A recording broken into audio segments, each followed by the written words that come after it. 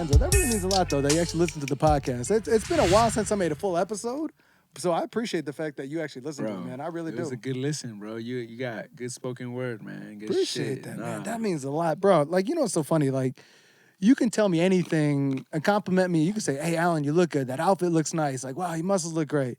Nah, you tell me you listen to one of my podcasts and enjoyed that. I listen to like 6, bro. That's all you need to do. That's how you get into my pants right there, man. I'm telling you right now, bro. Tell me. I've talked to this guy like a good couple 10 minutes, and I've listened to the conversation before it. We relate so much, bro, because same thing, bro. When someone says something about a podcast, bro, I feel so like it's like a tingly feeling inside, bro. That it's like I don't get with anything else. Yeah. It's a fact. Well, I mean, you're pouring a lot of blood, sweat, and tears into it. And you're doing it yourself, and bro. Finally, someone goes, "Hey, good job." You're like, "Oh, okay." Right? Yeah. And I think I can say that also just because I know what it takes to do one, that we do one. You know what I'm saying? That to see somebody doing it by themselves, and then to how you're it's great, bro. I can't, I was like, damn, is this good? Like I saw your Instagram, but the podcast is like it's almost like the Instagram's like the little spoon, and then you go get the whole meal with the whole podcast, and like I can't wait till it's on video, bro. So once you get that on video, it's gonna be that next level. But I like to listen to audio sometimes, so it doesn't. I still listen. You know what I'm saying? Yeah. I most of the time I'm listening to podcasts driving now. So if anything, I got a new podcast to listen to. So I appreciate that. That shit is fire, bro. I really liked it. And shit, keep going, bro. Keep going. Enzo, God, what do you want? I got you, man. You want to go out to dinner after this? Shit, you want to go out to dinner after I appreciate you showing up to my podcast, bro. My like, you know what I'm saying? God. To see our operation, to what we're doing. I'm glad that you're here to share your story. I mean, I don't even know where to begin, bro. We could start poker. We could start the Navy. We could start, like you being Asian, or I don't know, whatever you want to go, or like where men's mental health is, like, because we've had like a plethora of conversations at the shop, like, and that's what's, if anything, like, how did you start going to Caesar? How started going to Caesar? Yeah, how'd you find Caesar? One of my roommates at the time, he was getting cut by Caesar, and then it was like, I think, was it right before the pandemic? It was right before the pandemic that I started getting cut by Caesar, and I'm one of those kind of people where, like, if you cut my hair well, and we have a really good conversation, like, I'm gonna be loyal to you till the day we die. Yeah, Caesar's that type of guy. He could for sure cut his ass off. Oh yeah, for sure. I've only had maybe 5 barbers in the last 15. Finding a barber is like finding years. a relationship. Bro, I've been more loyal to my barbers than I have to any of my ex-girlfriends. That's for sure. It's like not even. It's not even close. Clip it. It's not even close. It's the truth. Like I have so many regrets with girlfriends that I've 100% stayed loyal to or whatever. I've never had a regret with a barber that I've stayed 100% loyal to. Facts. Ever. Facts. Ever. Yeah. Yo, the trippy thing, most of my barbers when I was growing up was like females. So that's what's strange for me. Like, I had female barbers. So I didn't really experience that, like, being the relationship loyal of opening up. Uh, You know what I'm saying? Like, not until I became a barber. Like, I was already a teenager by that time. So it was like, but it's dope to hear that experience that people have. You know what I mean? Oh, like, yeah. And especially today's day and age where, like, you can't really talk about too many things these days because everybody's looking to be triggered or looking to be offended. All of a sudden, you're in a space where you got a bunch of really cool, honest, present people that are more than happy to speak their mind, more than happy to hear you speak yours without any kind of judgment. And then it's like, wait, I'm not just getting a haircut. I'm around people that I genuinely like being around, energetically speaking. Yeah, it's a moment where you can actually decompress. I can feel like, 100%. I can honestly say, I don't want to boast or anything, but New Life definitely has that appeal that we can have conversations there that we don't feel like, oh, snap, shut up, or damn, you know what I'm saying? It's like, nah, it's a man's cave, let's talk. Like, no bias, no, let's just talk. Like, I know me and you have had debates in there where we don't see eye to eye, and like other people too, but it's like, that's an environment for men, right?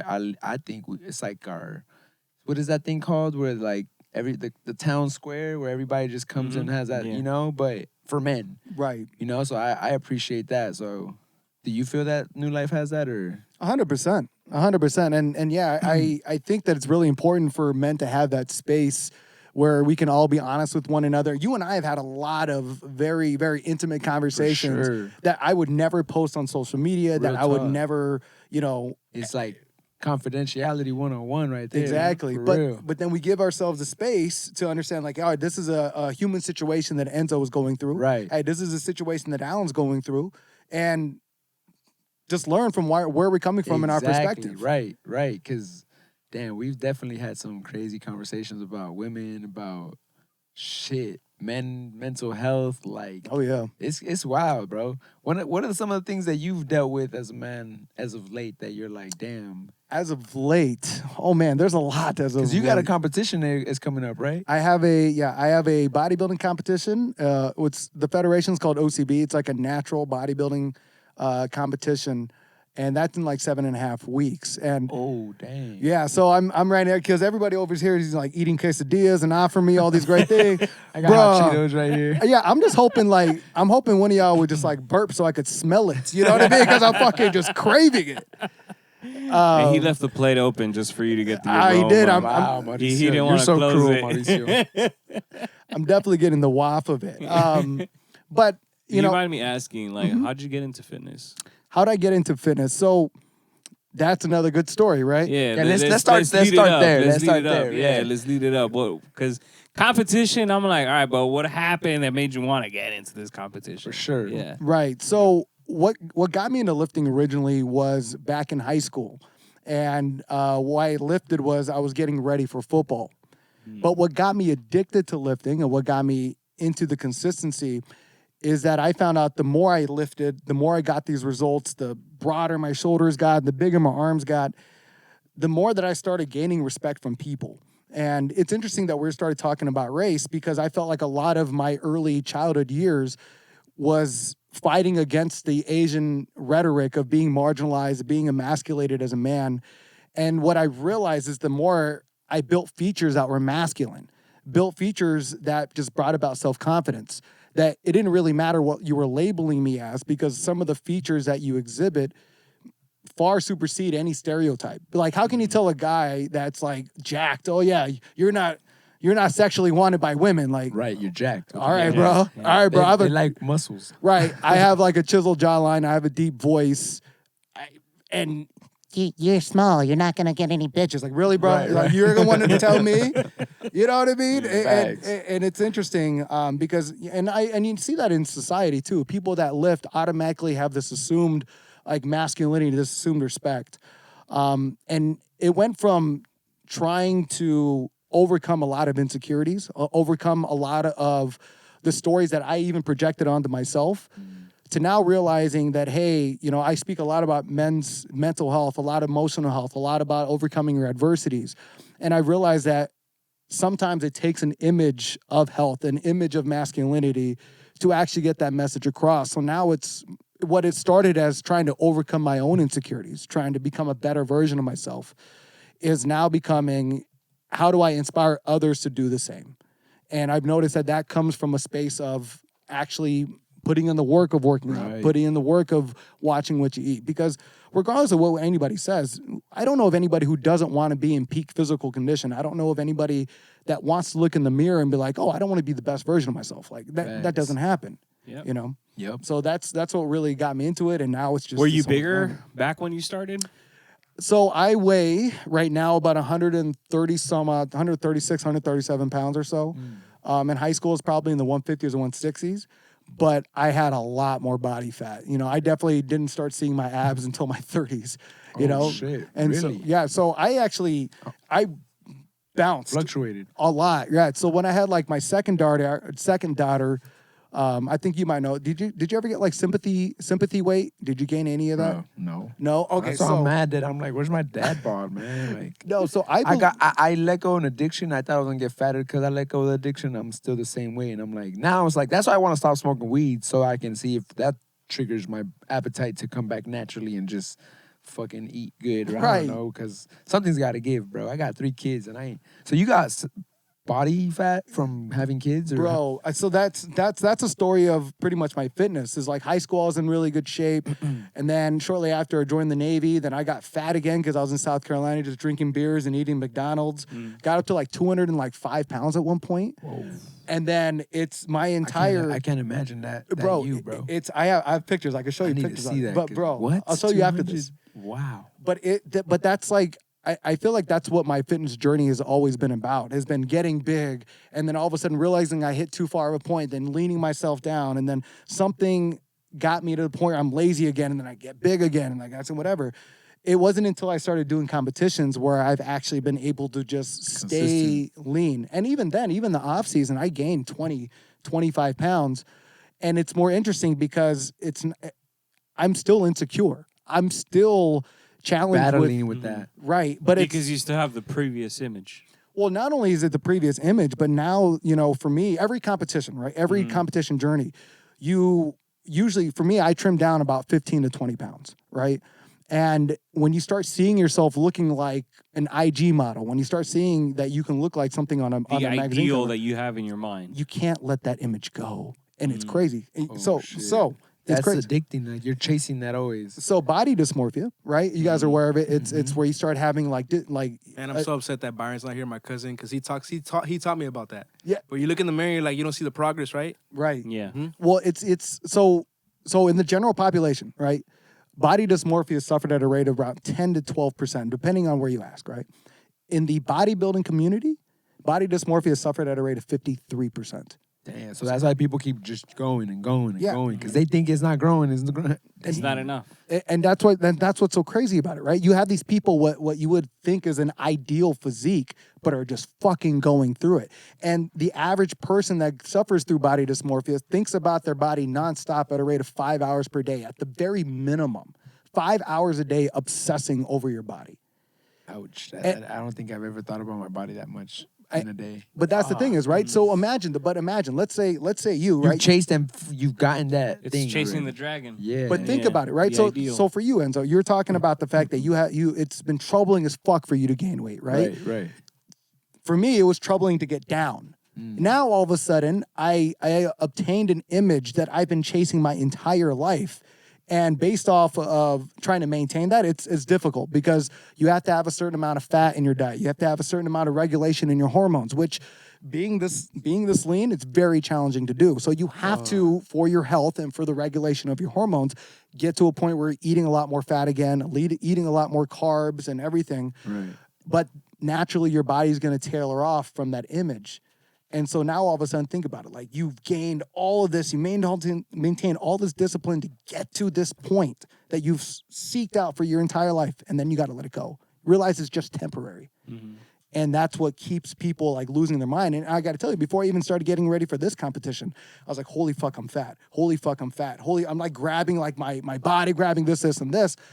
I'm not fat at all. But because it's relative to what I look like on stage, I can't get over that image that I have on stage. And so now I've accepted that I'm probably going to have some kind of body dysmorphia for the rest of my life.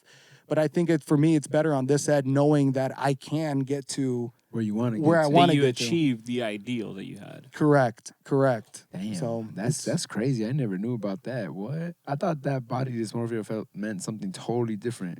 Isn't there? What's the opposite? What's the answer? Well, it's because there's different extremes within it. Because there's also the guys that want to get bigger. You know, what's the antonym to that word? the anonym to body dysmorphia. Yeah, or the because I know there's something else where it's like people that want to like remove them, do something to their body. Is it actually? It might be that word. It's probably still right. I mean, yeah, and- because you're right. You might be. You're yeah, right. because the extreme that he's presenting is the extreme of being lean, right? Right. That dysmorphia of being lean, but there's also the dysmorphia of building so much muscle. But that Where there's guys that just want to get bigger and bigger and bigger. okay. So now my mind's clicking. Is it connected to people like doing the body implants and surgeries like that too? Oh yeah, the people that like, for example, the guys that Put biceps on and they do calf workouts, but their genes don't Don't- allow them to have those big, nice looking calves, so and they get calf implants. so that's body dysmorphia too. right. Yeah, Any because they want a certain image that their So- body needs.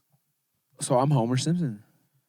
what do you mean you're almost Because I be looking in the Because that's the dad bod he wants. Nah. I be looking in the mirror sometimes. I'm like, I'm ripped just because I'm skinny and shit. You know what's so crazy? There's people with permanent dad bods that would kill to Have be- what I know. Yeah, yeah. And I it's- mean, I feel like my wife will, she compliments me sometimes. So shout out to her that, I'm not as insecure as I could have been, I feel like, because I've had somebody cheer me on and be like, I love your body, don't worry about it. And, that makes me feel better just hearing that. Sometimes it's like course. soothing and stuff. So at the love end of the day, language. but there's times where I've had like interactions with other grown men that they try to shame me for being small. And I'm like, bro, I look at the mirror every day, fam. Like, what do you do? What did you think? You think this isn't, like, you think you hurting me with that? But it is what it is, bro. But it's crazy how it's happened recently. And I look at it like, damn, bro, something wrong with you if you're going to look at me. Like, damn, bro. Like, that's what we talking about right They're now. probably jealous if they don't have your body. I mean, shit. Yeah, I mean, But you're right. There are some people that got dad bods that I just want to get like at least back. Because when I was in high school, I was in year weight at 137, 138 was like one. I think I got to 140 one time, like maybe junior year. But now, bro, I don't even want to say my weight. It's like I'm like, damn, bro. Every time I go on the weight, I'm like, it lingers from like, like if I haven't taken a dump, it's this. You know what I'm saying? But I'm like, damn. And I feel like I was heavier when I was popping pills. And I think it's because I was hella constipated. Like I was just, eating shit and just always feeling like I was hella constipated when I was popping pills.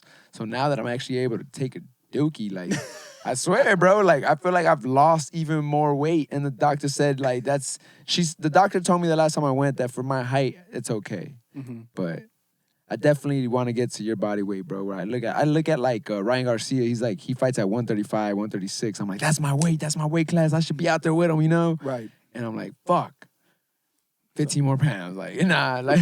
Let me introduce a thought to you, right? Because I feel like that's one of the misconceptions that a lot of people have with regards to their body is they always associate their body with the number. They always associate with the weight, with the body fat percentage. One of the biggest things that's helped for me to go through this transformation is view my body and view myself as a matter of habits. So I'm not 136, 137 pounds. I'm a person who works out 5 times a week, who eats 5 to 6 meals a day, and all of those meals are geared towards performing with that workout. Right. So I'm not 136 pounds. I'm a person who works out 5 times a week and with a very concentrated goal. And I think that's where people need to get to. It's like You just break it down into like. so like exactly. So you are at your weight because of your habits. You are where you're at because of what you eat. You're not your weight just because of a number. No. You are a byproduct of your own actions or inaction in that dynamic. Right. and that to me has been the hardest part. Okay. Because I started working out last year. Okay. So last year I was weighing like, what was it more like 320, right? Yeah, something like that. 320 when I first started. Okay. So I was weighing 320. Right now I'm down to 290. Hell yeah, Right? dude. So, but that's the thing is that I've been fluctuating, right? Like now I'm at a point where I'm just fluctuating between like 288. Sometimes I go back up to like 295. But the thing is that it bugs me that I'm not seeing the number go down, you know? But at the same time, I look at my clothes and I'm like, but I do feel that my clothes feel, looser. So I'm like, okay, I feel it in my clothes, even though the number that I'm seeing isn't the number I want to see, because my long-term goal is to try to get to like 180, 170, That's beautiful, bro. Damn. But it's hard. I never That heard you number say thing that. is really hard because it messes with your mind. Because yeah. you get on the scale and you're like, damn, like I'm still here. Right. And this year, like I changed my workouts because I used to work out with them at night. But the issue was that since I was working out at night, I would get too much energy after my workouts, and I wouldn't sleep till later on during the day. So now I'm working out in the mornings. So I'm just doing 4 days, Tuesday through Friday, and basically going from 5:30 to 6:30. I've been doing that, since the second week of January. So I'm doing that, but at the same time, that number messes with you. Oh yeah. Where it's like there's weeks where like I get down, like I said, to like 288, 286, and I'm like, oh yeah, I'm going down. Then the next week's like, all right, I'm back to like 292. I'm like, what? And then it's like it goes down again, and I'm like, man, like I need to see this go lower.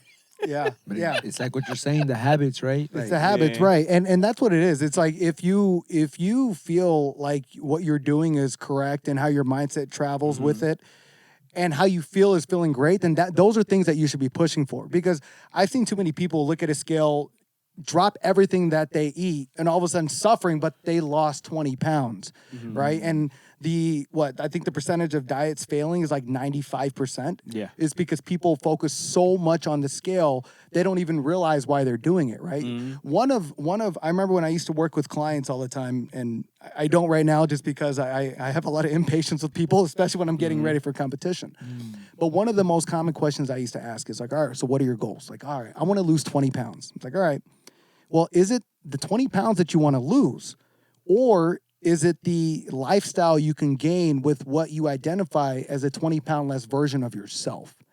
And then it's like, shit. That is deep. That is And then think deep. about it. Then it's like, then you realize it actually was never about the weight. It's about the lifestyle that you think you're holding yourself from because you're heavier. Yeah. And I agree with that because also too, like, I don't believe in diets because that's, I believe more in moderation, you know, and that's what I've been doing. Like, for example, because I knew I had to cut sugar out of my life because I used to drink too much soda. And that was one of the things. The first thing I did, I think that's the only thing where I was very strict on myself in diet wise was what I drink. And I was like, all right, cut off all soda. We're only gonna drink water. And like once in a while, I'll be like, all right, I'll have a little bit of sugar drink. That's okay, you know. But it's like let's stay consistent with the water, and that's what I've been doing. I haven't had soda in a year already. Wow. So. But when it comes to food, I've been like, all right, I got to have a little bit less of this. I got to do this, you know. The hard part is when you eat out, always. Oh, yeah. you know? It's always been the hard part. But, yeah, that's where I'm seeing that. Like, I'm like, and I've seen other people, like, either coworkers of mine where they're like, you know, how do you do it? Like, they want to go on a strict diet. And I'm like, yeah, it's strict diets. Like, I don't believe in them because I'm like, I've seen that. When you deprive yourself from something, your mind is only going to think of what you're depriving yourself from. Right. However, if you let your mind know, like, okay, like, you can choose not to have this or you could choose to have a little bit less of this. Then your mind understands, like, it's an option, but do I really need it or do I really want it? It's different from, I can't eat this. Right. I guess I'm on a weed diet then. Like the weed diet that you're describing though, with moderation, where I'm like, do I need this or do I not? Because I have like a reward scale with weed where it's like I'll reward myself with like to go smoke, but I feel like it's been making me unproductive with like goals like hitting the gym and waking up early and stuff like that. So it's like that's what I battle with. But that's crazy that. You know, but also to the lifestyle thing, it's a very great point of view that you're saying. Yeah, because that's the reason I started it. I started because I wanted to get healthy. Hell yeah. I didn't start it just because like I want to lose weight. I started it because I'm like, all right, I know I'm too big, and I don't want to get into my later years and be this big. You know, that's the mentality. And I've also noticed the difference of like when I work out in the morning. For example, today I didn't work out. I'm starting my week tomorrow. So I noticed that, like, I'm, like, more crankier in a sense. When I done, like, I haven't gone to the gym, a little crankier. I'm like, But the days that I go in the morning, I get my workout in, I feel like my mental state is different. Like, I feel like it's a decompression before the day begins. Oh, yeah. And then I have that energy to push me through my regular day.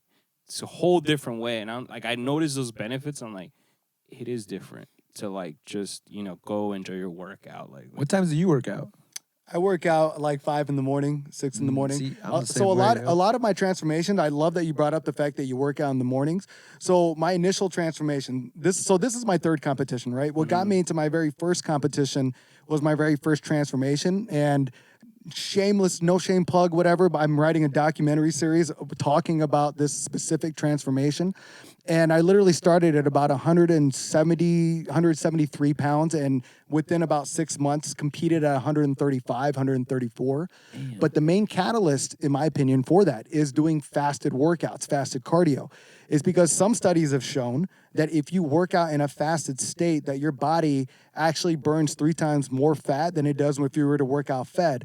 And on top of that, when you are working out in the AM, your cortisol levels are different. So the body composition change that you present your body with by working out in a fasted state in the morning is so like different than if you just decided to wait Yeah. until the afternoon and work out fed. I feel like And that's the other thing. I used to think like, oh, if I'm gonna work out in the morning, when I wake up, I'm gonna get hungry, you know? Because I'm a breakfast person. Oh yeah. I love breakfast. So I used to think that like I'm gonna wake up, I'm gonna be too hungry, like I'm gonna want to eat before going to the gym.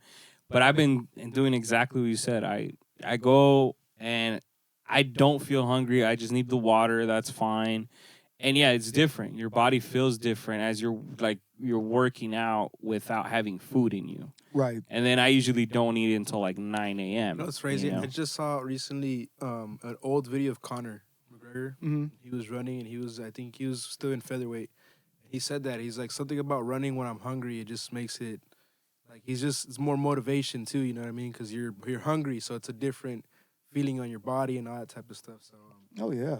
Oh yeah. as of lately, like before I go to the gym, I try not to eat either, just because it feels different. Going on like you could say a full stomach than Mm-hmm. going on an empty stomach type of thing. Yeah. But the thing also too about working out is like let's say you're done after a gym workout, your body kind of requires energy too, Oh yeah. so you want to eat. And then they also say that you don't want to eat 4 hours before you go to sleep.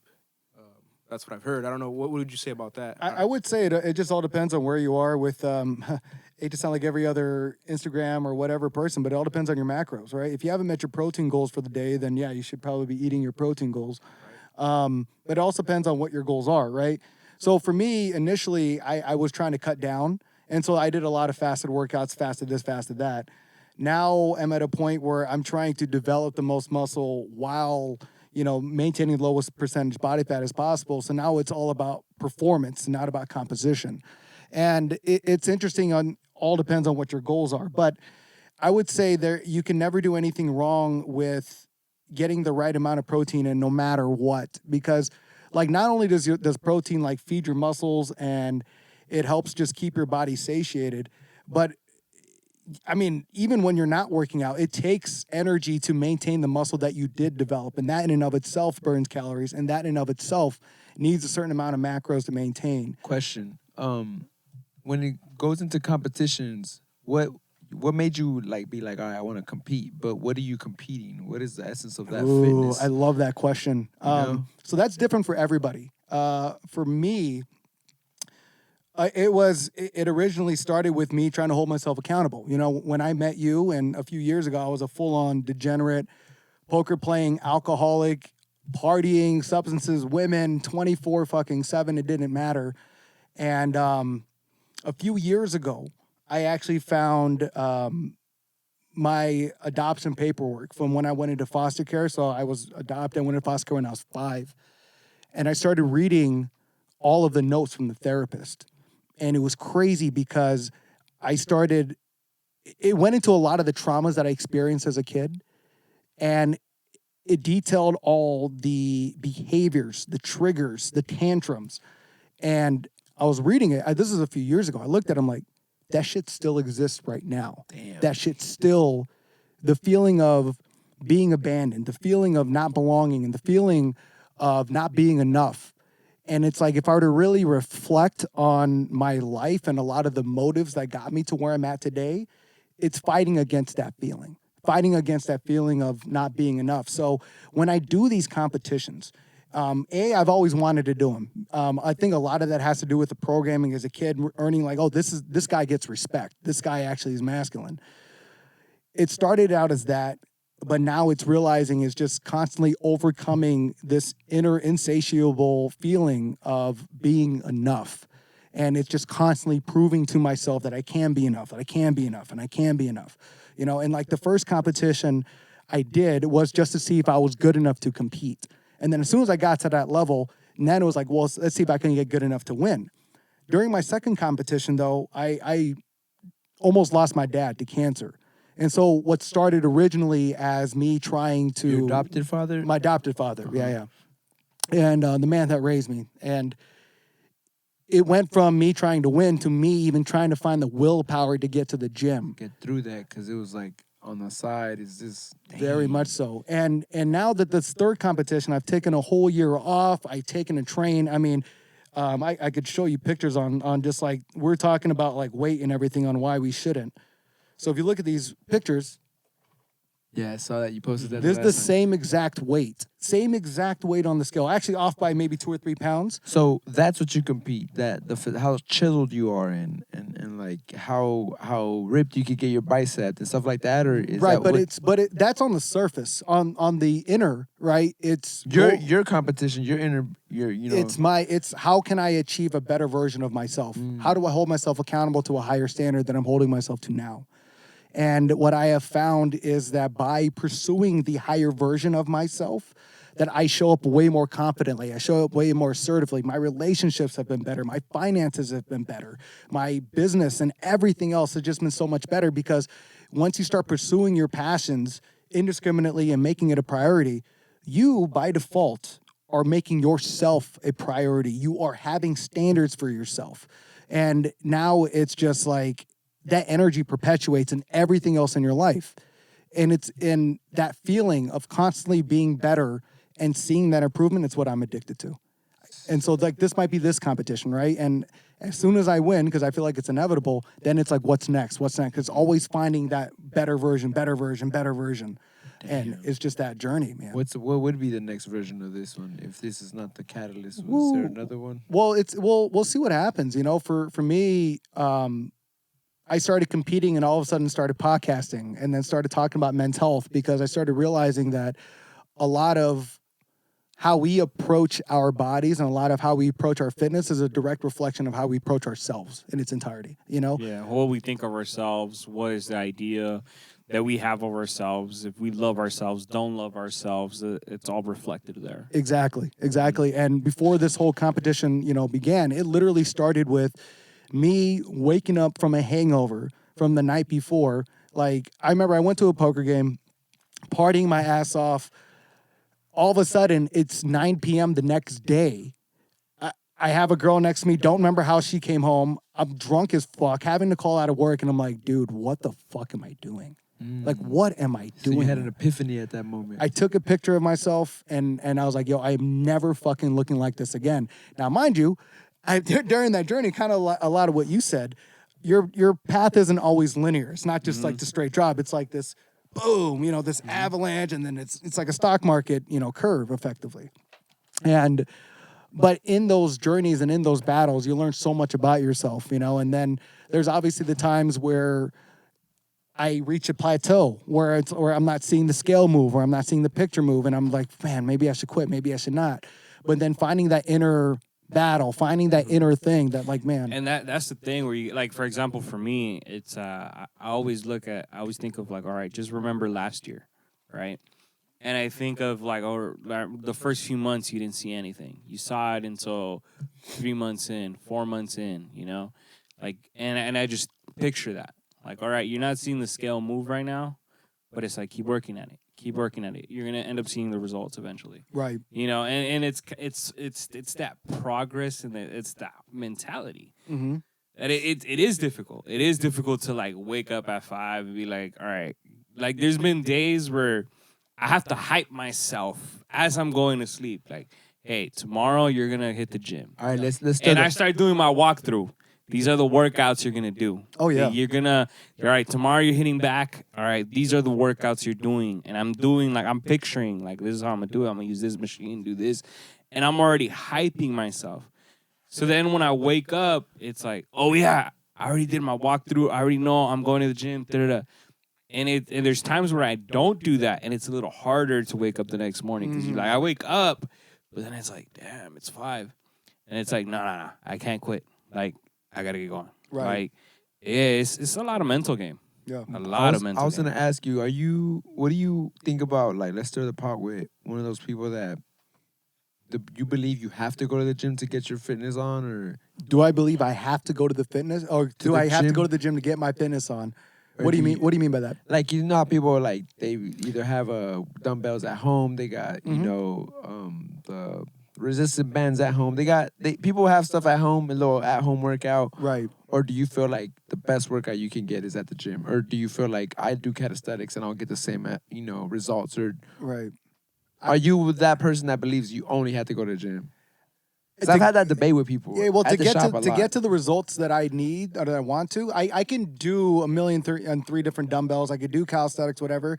It just takes a lot. It takes a lot more effort and a lot more concentrated effort that I'd have to research into to get to that. Exactly. And so it's just easier to Because the go machines are back. already designed to help you get there faster. Well, not exactly in per se, right? But I'm saying that like a lot of the movements that come with that, a lot of the movements and the weighted movements that a gym can present isn't exactly afforded in a living room with just dumbbells or with just calisthenics and stretching. Like, Right. you know, in order for me to build a substantial chest to get up on stage, I need at least a certain 100 pounds or something of resistance to have it fight against in order for it to grow. Right, right. And I can't, especially for competition. For fitness, not per se, but for Right. competition, you would need the gym then. right. But I'm going to say this though, right?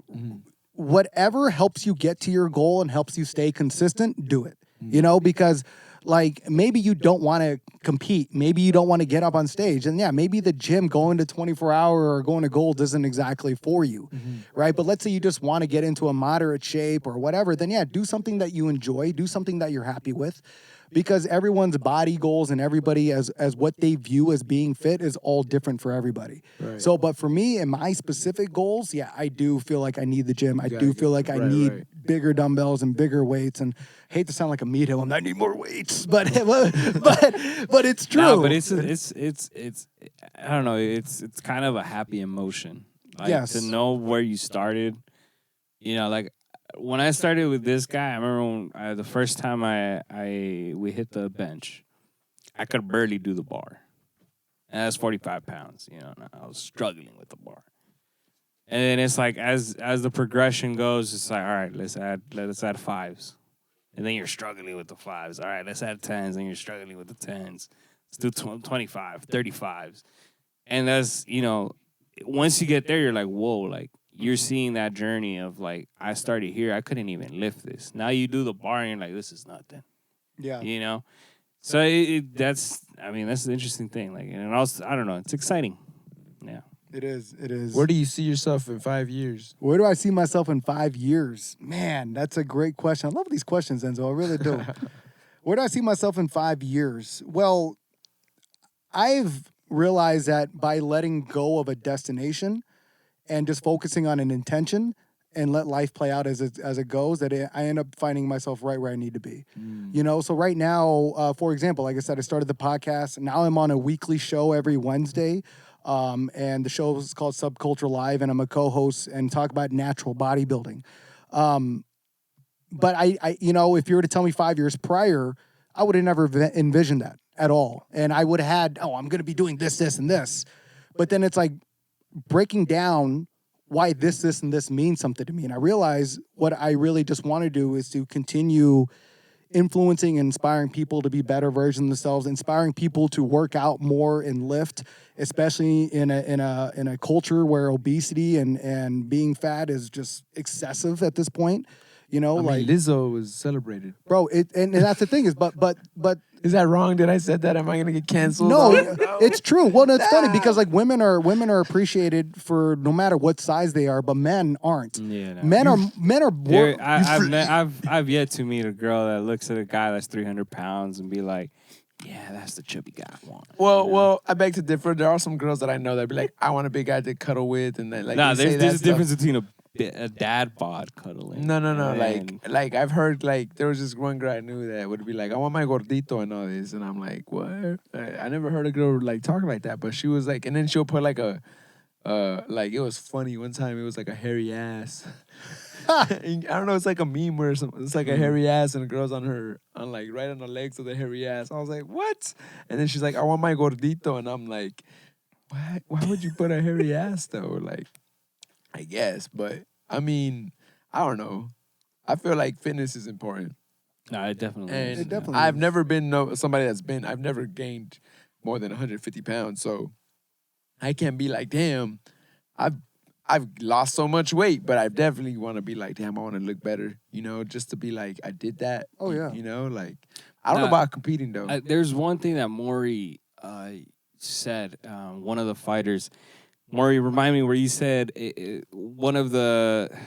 I'm trying to remember. of taking their body to the best fitness. What was that fighter Oh, said? it was Matt Brown. There you go. He was like, it's a shame for like a man to never be able to get to see his peak form of his body. Physique, Is that peak the physique. Instagram, the social media thing or whatever I've seen, or I- you're just saying that in general? I saw a UFC fighter say that. Like, Okay. I guess he posted it. It might have been from someone else, but he Okay. was posting this Matt Brown. He was talking about how, basically, that it's a shame and a disappointment as a man if you don't ever get to a top physique prime.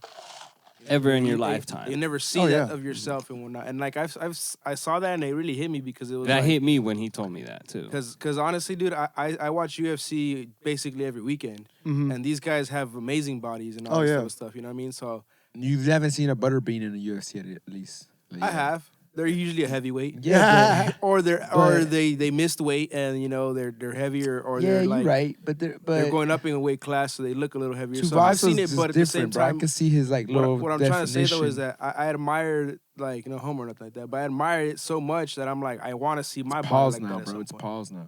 You don't want to say no. Well, yeah, no, it's interesting because I just read a stat where it's like it's easier to become a millionaire in America than it is to have a six pack. So it's like I was gonna say something about that. so too. it's like I think it's 9% of all households in America have someone that's a millionaire, and then it's like 2% of the entire global population has a visible six pack. It's because I feel like they've put more importance in monetary gain than body physique now. It's like back then it was the hunter gatherer, the buffest guy, No, but like also, all that. it also has to do, I think, with the nutrition.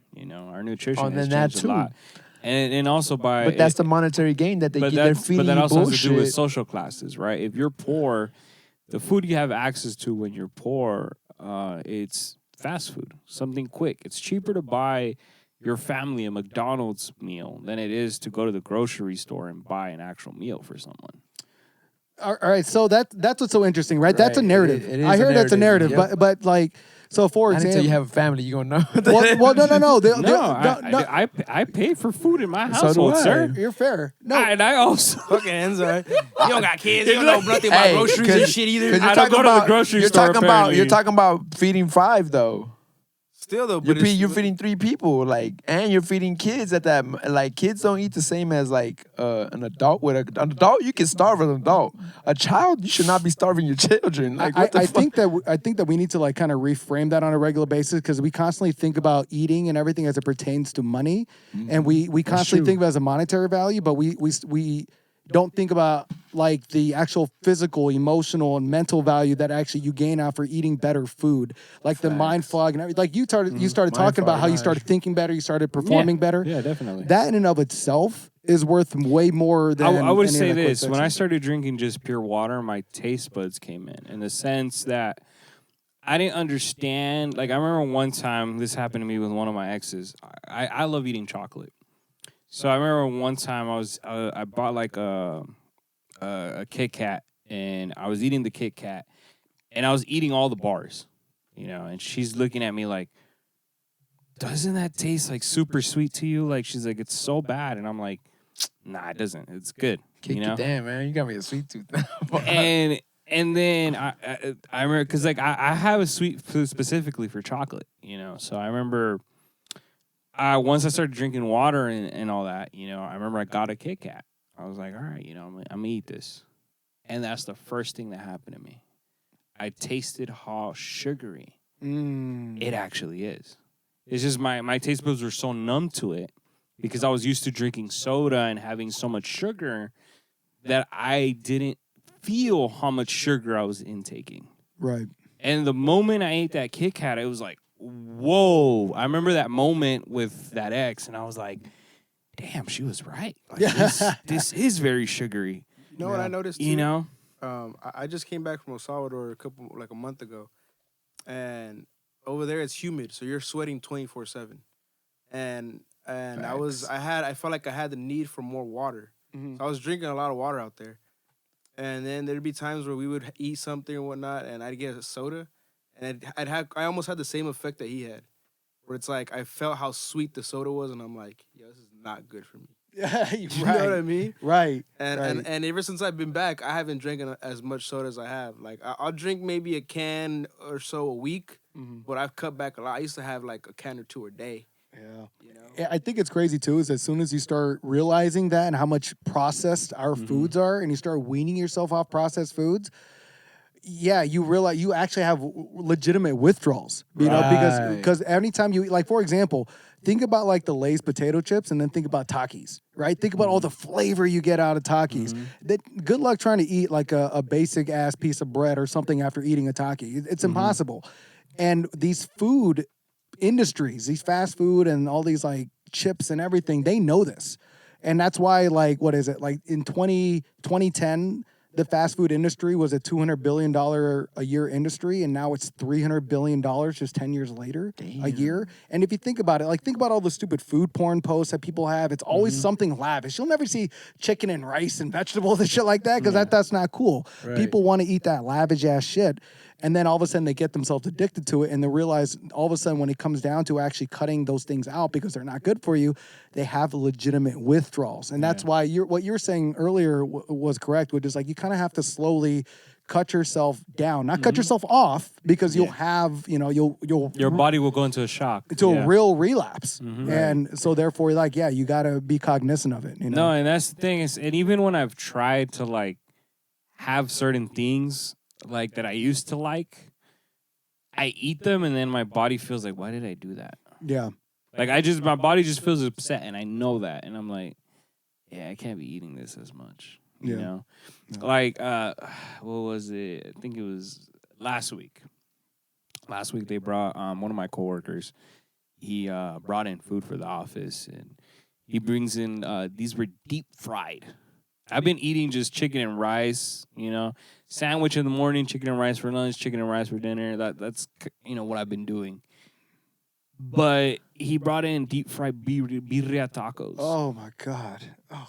And I was like, he was like, yeah, help yourself. I brought enough for everybody.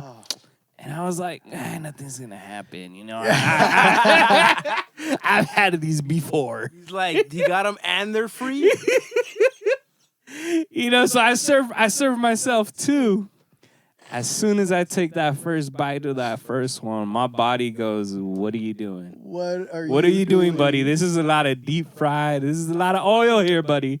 My body, I was like, I'm not about to eat that second one. I was like, I can't. Like, See, when it's like that, it's a little like, yeah, that's crazy. But it's because like my eating habits has changed, and it's no, that's like, what I'm saying. Like when you do stuff like that, yeah, Yeah. for sure. like I'm telling you, like, but it's like you don't realize it until you start doing those changes. You start realizing like, oh, this wasn't good for me. Yeah. Yeah. That's wild, bro. So how do your kids see you when you're doing these like transformations and you go from like 200 something to like back down to like 130 something, and they're like seeing you compete? What do they tell you about? Dad, like you're doing it again, or Dad, you're buff again, or do Well, they... no, it's funny. So my kids, so I've always been on, like I said, random health kicks here and there, but I haven't always been at the best at cooking for it per se. And so it's funny because my kids have, I don't say trauma, but they definitely have flashbacks of when I wouldn't cook the rice all the way through or cook everything like that. So every time I eat like that around them, they're like, Dad, really, that rice? Oh my God, I remember. I'm like, yeah, I get it. I didn't cook the rice that time. I was young too. You was like, I was young too. But you know, my younger daughter says something to me that really, really impacted me. Because they don't really care about bodybuilding, but they see me pursuing something that I love and building upon it. And I know that for them, it shows them they can also The dedication. that. And so what they, you know, what I see that they appreciate is the fact that I invest myself into myself and constantly pursue it. And it's like my younger daughter, oh man, the other day she's like, yeah, I want to be I want to be a parent just like you, not a father just like you, but a parent just like you, Right. you know, because you go after what you want, and then you also try to teach us how to just be present with it. And I was like, oh shit, you know?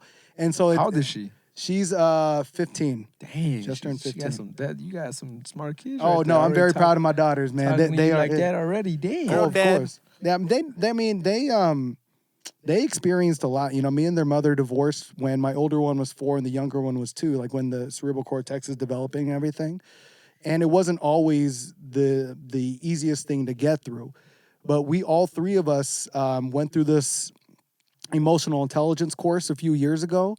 And it kind of helped us process our emotions, show us why those emotions are being triggered, and then also being withdrawn from not having to respond in lieu of that emotion. Understanding, yeah, objectively, I'm feeling hurt. Objectively, I'm feeling insecure. Objectively, I'm feeling like this.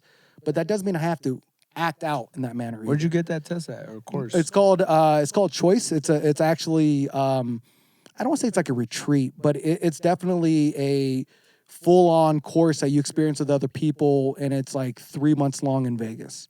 So you got to go for 3 months? Well, you go there for a weekend, you come back, you go there for the next weekend, and then... For 3 months? Yeah, well, not for 3 months, but so you do those first 2 weekends, and then you go back, and then you kind of just do everything through telephone, but you have all these tasks and all these other things you got to do. With your kids? Well, no. Well, like, you go individually. But I'm just saying is I went through it, and then I put my daughters through it afterwards, after what I learned about myself. Damn. And so that's also part of this whole transformation is finally, like I said, like... When I saw my adoption paperwork and I started figuring out those are my triggers, had I not taken the course that I had went through, you never would have. I would have just burned those papers and said, fuck that fuck this, I'm the victim, I'm blah, blah, blah, blah, blah. But then what that course was a catalyst for me to learn about myself is that, yeah, these circumstances are very challenging. You know, going from being adopted to facing Asian discrimination to getting cheated on, going through the divorce, going broke God knows how many different times, and getting to here, it's like, all right, that's your story. That's what the fuck you have. Either you can make something of yourself, own it, be something, or you can victimize yourself and be like everybody else and have excuses. And I'm like, man, fuck that. I'm going to own my goddamn life. You know, but if it wasn't for that course, I would have just, all those stories I would have told myself, I'm like, oh, that's a good reason not to do anything, you know? And then if it wasn't for that course to show me. Stay stagnant and stay in that position that exactly. It's everybody else's fault but my own. Exactly. And that's why I'm so goddamn grateful for having this feeling of not being enough, because it is insatiable. I cannot it's stop propelling. it. It's definitely always right. I can feel that. I can relate to that. You know, like maybe not in a fitness thing, but I feel like in just being an overachiever in certain things, in certain aspects of my life, that I was like, I always felt like, damn, I didn't get the respect, or I didn't get the love, right? You know, so I'm gonna overachieve in this area or that area, and sometimes it did good, and then sometimes, you know, being an overachiever is not the great thing either, because you put an X on your back. But that's crazy that you put your kids through that. How old were they when they went through Choice? They were teenagers, so maybe 13, 14, like not too long ago. But how has that developed them? Oh my God, so my older daughter originally was so she's dyslexic, and in school, they treated her like she was dyslexic. She told herself she was dyslexic, and she just introverted herself into a hole, accepting bad grades, doing this, and this. After she didn't try to overachieve, because it's like playing the victim, but with that. Yes, and that's why it's really important to be cognizant of what you tell your kids and the stories they tell themselves and the labels, you know, because when, you know, for me, for example, like I talked about when I was younger, all the Asian rhetorics, I believed it at one point or another. Limiting beliefs, like you said on your podcast. Limiting beliefs, the stories that you tell yourself, because I remember when I would do something that might not be socially acceptable, I would say things like, oh, that's because I'm Asian, right? And I saw my older daughter doing that with regards to the bad grades and everything. Oh, it's because I'm dyslexic. You know, whatever stories and whatever version of yourself that you accept. Ever since she went through that, she started breaking out of her introverted hole. She started actually being assertive. And dude, she's a powerhouse of a 16-year-old daughter. Like she checks me on some shit, and she definitely calms me down, and she definitely like handles things. No, mind you, she's still a 16-year-old. She has some things. She's way more self-aware of herself, though. Oh my God, that's beautiful. I'm almost, I don't want to say jealous, but my God, I could only to imagine have that at 16, right? Bro, that's crazy, bro. Like I remember, but here's the thing about my older daughter. She's been like this before she even went through that. Because I remember, I was living in Vegas, and I was dating a girl in San Diego, and I would make that commute. I remember one time me and her got into this big argument. I tantrum, started driving my ass to Vegas, and my older daughter goes, Dad, you ever think about maybe calming down first and then talking to her? I was like, whoa. And she was 10 at the time. And I remember I sat there, I'm like, You know what's crazy? The How I feel like fuck? God sends our kids to do that sometimes. bro, they are. It's happened to me already where I'm like, wow, Yeah. you're 3 and you're saying this. It's interesting. Like, what? It's very interesting. Yeah. And so I'm happy that she went through that course because now she's on her own path. And now the younger Wow. one is a little bit more different. She's got the what was it? The assertive, gotta prove yourself kind of notion that she got from me. So it's a little bit more interesting to try to channel that personality.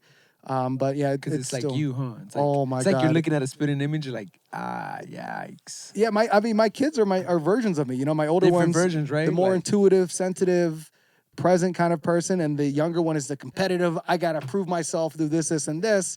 And it's do you co-parent with her, with the mom? I mean, I went to war with their mom for years. So did she disagree but- with the choice and you sending them to that course? No, because I think they saw what it did for me.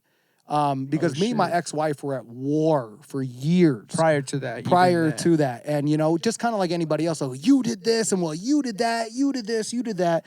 And I realized it was just me still being hurt from how our marriage didn't work out, and for the things and for the Unresolved issues. and the insecurities that I still carried from that. It was Right. like I blamed it on her instead of accepting responsibility on my own. And then it's when I started accepting that. And mind you, she still was at war with me. I stopped. And honestly, it was probably Yeah, about, because it takes 2, right? it does take 2. And I think it finally, One needs to concede in order for progress to happen. yeah. And it's interesting too, because you see the stories that they tell themselves. And it's crazy because ever since I had that awareness, had that epiphany, and had that withdrawal, I see that she's still doing the same thing, and she stopped. But then I see all these other people that are in their fights and their marriages they're fighting, or their divorces and they're fighting.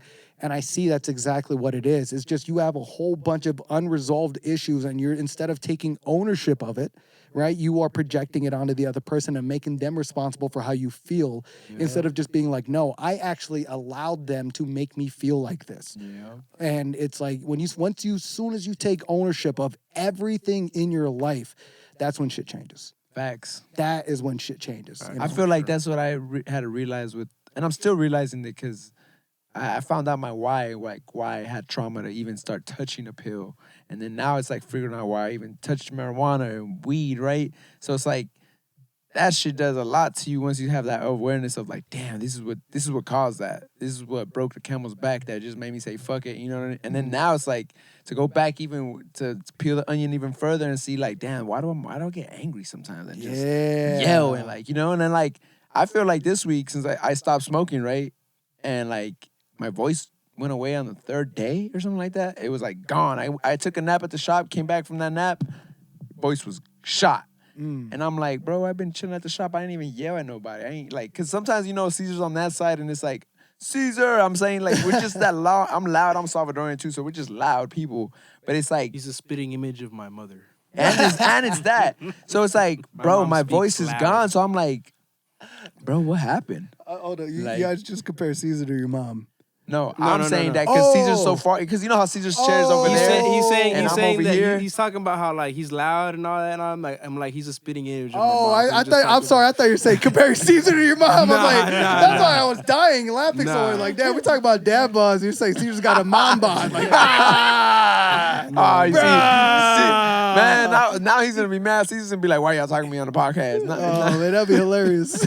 Nah, this is Caesar's. Caesar, you heard him wrong. This is his You heard cue him to wrong. come clear his name on the podcast. Just kidding.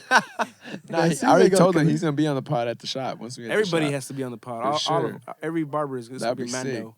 They're gonna be talking shit about Enzo and be like, "All he plays is documentaries." And, But I think you bring up something that I've really worked through a lot of. So I think when people like are on their diets and they're being cognizant of their health, they just get to a totalitarian as a this or nothing, right? And so for me, I do it. I still smoke a lot of weed. I still drink here and there. I still do these other things. But it's interesting because before I would, let's say I'm getting ready for prep and I have a shot of whiskey. I'm like, oh my God, I'm fucking just drinking. And then I'd make myself feel bad. I'd make myself feel bad about this, and this.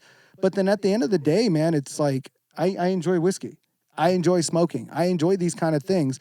And like, So I told myself yesterday. but who is someone to tell me what I'm doing is wrong? Who is someone to tell me that that's a bad action? It's not. I mean, yeah, sure, it might have an inclination of health, but based on how I've lived my life up until this point, having a drink here and there is very minuscule. And I would say for how I've been able to handle things and based off of how I've programmed myself over the years, that having a drink every once in a while, smoking every once in a while, is not bad at all. And it's actually better because otherwise I'm going to be like dwelling in my mind about doing it. And that would take away more than just fucking That doing would it. take you into a bigger rabbit hole. And that's the thing Exactly. that I told myself yesterday. So, you know, I'll smoke in a couple days again, you know, because my thing, what I was doing, I was just smoking every waking moment, bro. Mhm. It was like, why? And then I feel like my productivity was dropping. And, you know, when anything that you do too much is bad, you know, so that's why I feel like I was at. But now where I'm like, I took a couple days off and I was able to like see myself and be like, yo, I could do this. You know, I don't really got to be a slave to weed either, you know, because I feel Right. like sometimes we're a slave to bad habits and shit. And we also think like we're conditioned to this and we're not going to change. And like, nah, you can change. You just have to make that decision Yeah. and that choice. You know what I'm saying? Like, no pun intended, but really making that choice to be like, yo, I'm going to just stop and doing it and just cutting the bullshit, cutting the fat out. And like, but until you make that decision, until you find out that motive of why, Yeah. you're gonna be chasing your tail, you know what I mean? But that's crazy, bro.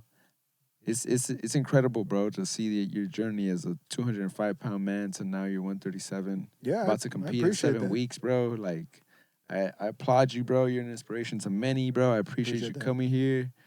Manny, you got any last words for Nah, we're good. Alan? Thank you for being here. Yeah. Appreciate it. Thank you, bro. I appreciate it. Anything else especially. you want to say to everybody? Man, actually, you guys can check out my podcast, the Shifty Q Podcast. It's on Spotify, Apple Podcasts, and YouTube. And I'm actually, like I said earlier, I'm actually documenting this journey, and it's a lot more. When is that going to be completed, by the way? So before I had we the wrap it up. So I had the first episode out right now. It's more of like a 2-minute snippet of what's to come. The second episode will probably come out here in a week. And this is more going into the why. So everything I kind Right. of talked about with the paperwork and then the internal battle, it's Mhm. more going into that. And then The third part would be when you complete your competition. the fourth part is going to be when it comes. The third okay. part is going to go into the more actual, like breaking down these habits. I did this, and because of this, you know, like Got you. because I didn't want to like just talk about, hey, I worked out and I eat this. Like it's fucking boring as shit, right? Right. Tell me the real shit. Like, oh, hey, you're a degenerate and now you're a fucking working out, you know. Tell me about all the drugs that you did that now all the pre-workout you do instead, you know? Like that's a better story. Right, That's a right. better thing real. to talk about. Yeah, and it's real, right? And I'm not like one of those guys that like that had the phenomenal genetics. So I'm not whatever. I'm the guy that fucking was fat, that was a degenerate, that didn't think highly of myself. And then at one point or another, I'm said, fuck that. I'm going to invest into what that means and make something of And myself. put in the move. work. You're goddamn And right. put in the fucking And work. that's why you said it's a choice. And so, yeah. So, yeah, I guess to re-harp on that 5-year question and not to make this any longer, but is to continuously spread that message, invest into yourself, fuck whatever story you told about yourself and start just writing your own chapters. Let's fucking get it. Reach. I love Amen. that. I love that, bro. Thank you, Alan. Absolutely. Thank you, Alan. Thank Have you a good all. one. Hold up, though. What's up? What sports do you watch? With sports, Yeah. NFL for sure. Okay. I'm the hugest Jacksonville Jaguar fan. If you want to talk about sports, I will sit here and talk football all day long. Okay. If y'all really want to. Let's explore that a little bit, just because we have a little bit of sports that we need to talk about. All right. We went to the late game yesterday, too. I'm down to Laker. Well, I'm not the biggest NBA fan anymore, but Anymore that? means that you know at least the sport though. well, yeah. No, I was a big like 90s, 2000s NBA. Okay, yeah. You know, back when like there was a center, there was a point guard, there was a shooting It's guard, funny a small because forward. Enzo was just talking about that yesterday. We were at the game at the Laker game. Shoot three. Yeah, and there's you know how in the middle of the games that they do these competitions of, you know, you shoot from here, you get a point, it's to win some prize, right? And it was like I think a middle school kid or in high school, and he went for the three for every opportunity. He could have Bro. done a layup, he could have done a free All he had to throw. do was score 10 points for 25,000. And he just kept shooting threes. All he did. Didn't even, and every time He he, got made a one three rebound, though, which got him the prize though. a bag, bro. A Laker bag. You could have got 25,000 and you made 10. Like, how many layups to make 10 points? So he made it more difficult on himself. Bruh, I was so mad. That's why I said that, bro, because I was like, bro, you grab the rebound, just lay it back up, and then go shoot the three. And then grab the next rebound. And you'll get 2 shots for 1. Like, he killed his time. Like, it was Thank you, just, Steph Curry. I wonder why though. I wonder what was going through his head on why he's The like. easier shot, right? It's the biggest. Well, answer. percentages, right? The percentages they said keep shooting the If 3. he shot the 3, he would make the automatic 10 points. Oh, Faster. Oh So, no! yeah, if he shot the 3, he would make the 10. He would make the 10 points. If he shot on the first try, I think. Yes, on I the guess first too. try. True. So it was easier to like, all right, let me try to make a 3 here, so then I get all the points. But it's harder technically right. because you never been on that court. You never. He been bricked on it, that but he side. was on point. He just bricked it. I was like, damn. Then the next one he made, but Yeah, but he that one killed was like late, 15 yeah. seconds by that time. Like, and then it was 25 seconds on the clock that they gave you, and it was it. But I was about to say, damn, yeah, you got to accommodate for that because you're gonna miss, and that's a long rebound, and that's a long time off of that clock. I'm just with you, bro. I'm used to somebody back to the basket, giving the ball, play big, point guard, play point guard, like Right. shooters shoot. But And I think another thing that's really got me away from the NBA is that like it seems like players just want to get to a podium and talk about politics and talk about like humane issues that they can't even relate to.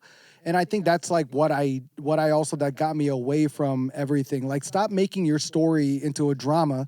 Like yeah, you might have gone through some challenging times, but now you're making big shit money. you see, but that's Like- that's my issue with. I like John Morant, but now look what he's doing.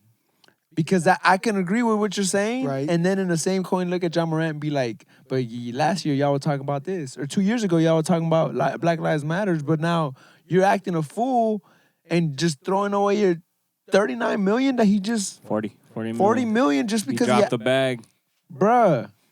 Yeah, it's interesting though because a lot of, especially today's day and age and in today's culture of how much we put athletes and perennial athletes on a pedestal and they can do no wrong. This is purely speculative and purely just assumption based.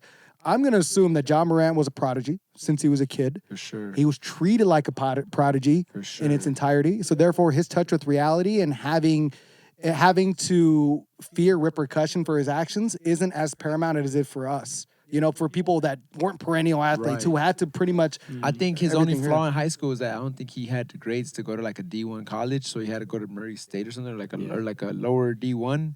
But he was still a prodigy. He was playing next to Zion and all that. But he just now is making some foolish. He just got a shoe deal. His PR, bro. What was it? That was not my gun. That's what he said. That's what he said. I'm surprised they didn't But- turn that into like a gun control issue. You know what I mean? With the rate That's we go. yeah. I'm surprised we like don't. the media just be flipping everything on its head now too. So it's kind of a trip to see that. But how about the Jaguars, bro? Oh man, don't get me started. I always see you do that on your Instagram, bro. Oh yeah, no. Last season Trevor was, Lawrence, huh? is amazing. You know, like you get a fan base that is constantly expecting to lose. We expect to lose. We expect to lose. And I would say that it shaped me as an NFL fan because I have to objectively look at the league. How did you become a Jaguars fan? Though? So my dad, when the Jags acquired Mark Brunell back in like '96, my dad worked with his uncle, and that's what got me into football. And so I was like, oh shit. And then they went to the AFC Championship in '96. So I'm like, oh, this is great, right? And then we went back in '99 and then in '02.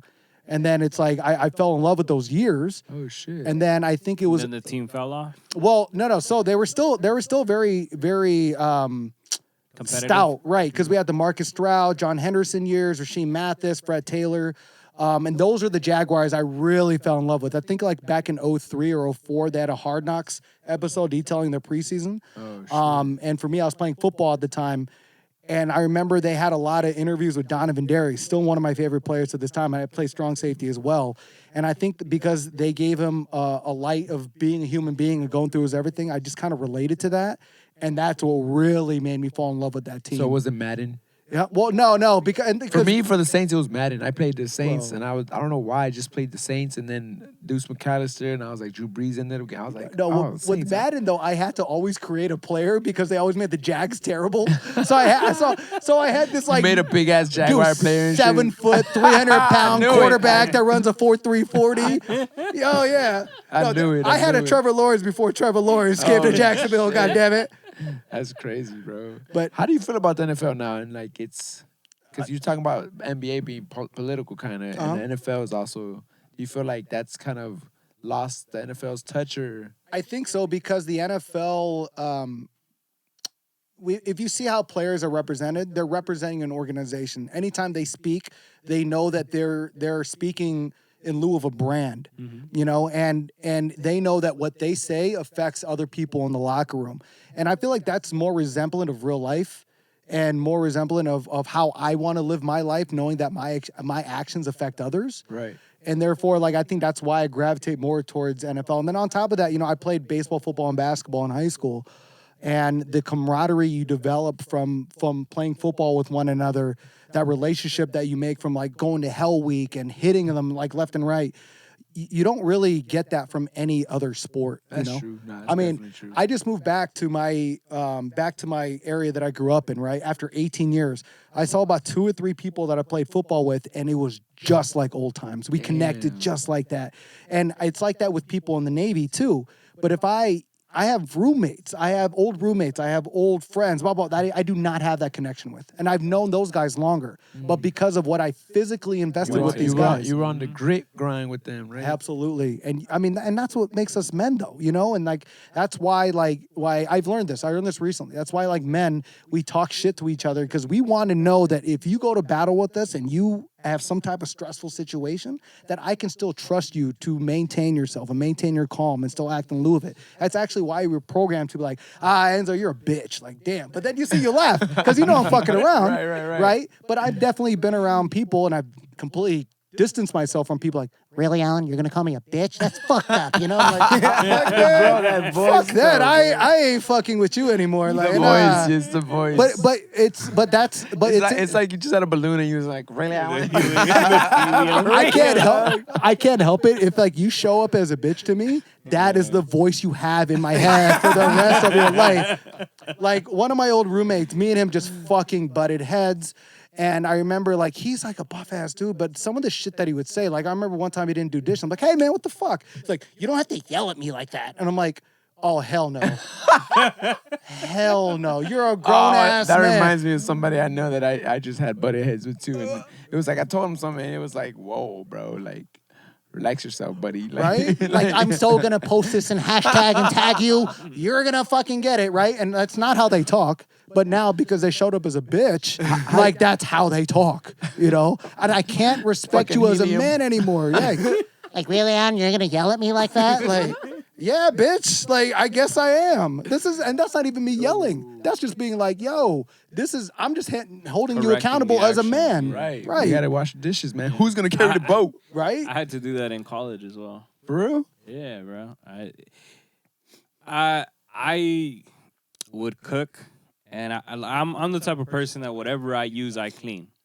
But I hate cleaning after other people. Yes. So unless you're like my parents, that's a whole different story. But if you're my roommate, I don't like cleaning after you. Like, there was times where, bro, they would use my stuff because their stuff was dirty, and then I would get pissed off because then I'm like, I'm seeing my dishes in there, and I'm like, why are my dishes in there? And why didn't you clean yours? Yeah. Why did you have to use mine when you could have just washed your own and used your own? Yeah, dirty son of a gun. So yeah, no, I had to deal with that stuff. I had 3 other roommates. It was 4. No, it's 5 of us actually. So 4 other roommates besides me. Damn. So I had to deal with that in college. So, Manny, yesterday you went to your first Laker game, though, bro. Tell me about that. Hold up, I was going to ask you before that. Is Trevor Lawrence your guy to take you to the promised land? 1,000%. We're fucking How many years till he does it? at least 3. Probably within these next 3 years. I wouldn't doubt it if we make a run next year, based off of the fact that we just got Calvin Ridley, based off of the fact that Trevor Lawrence is still on his rookie deal, and we have a fucking hell of a team. Just keep Calvin Ridley away from the betting.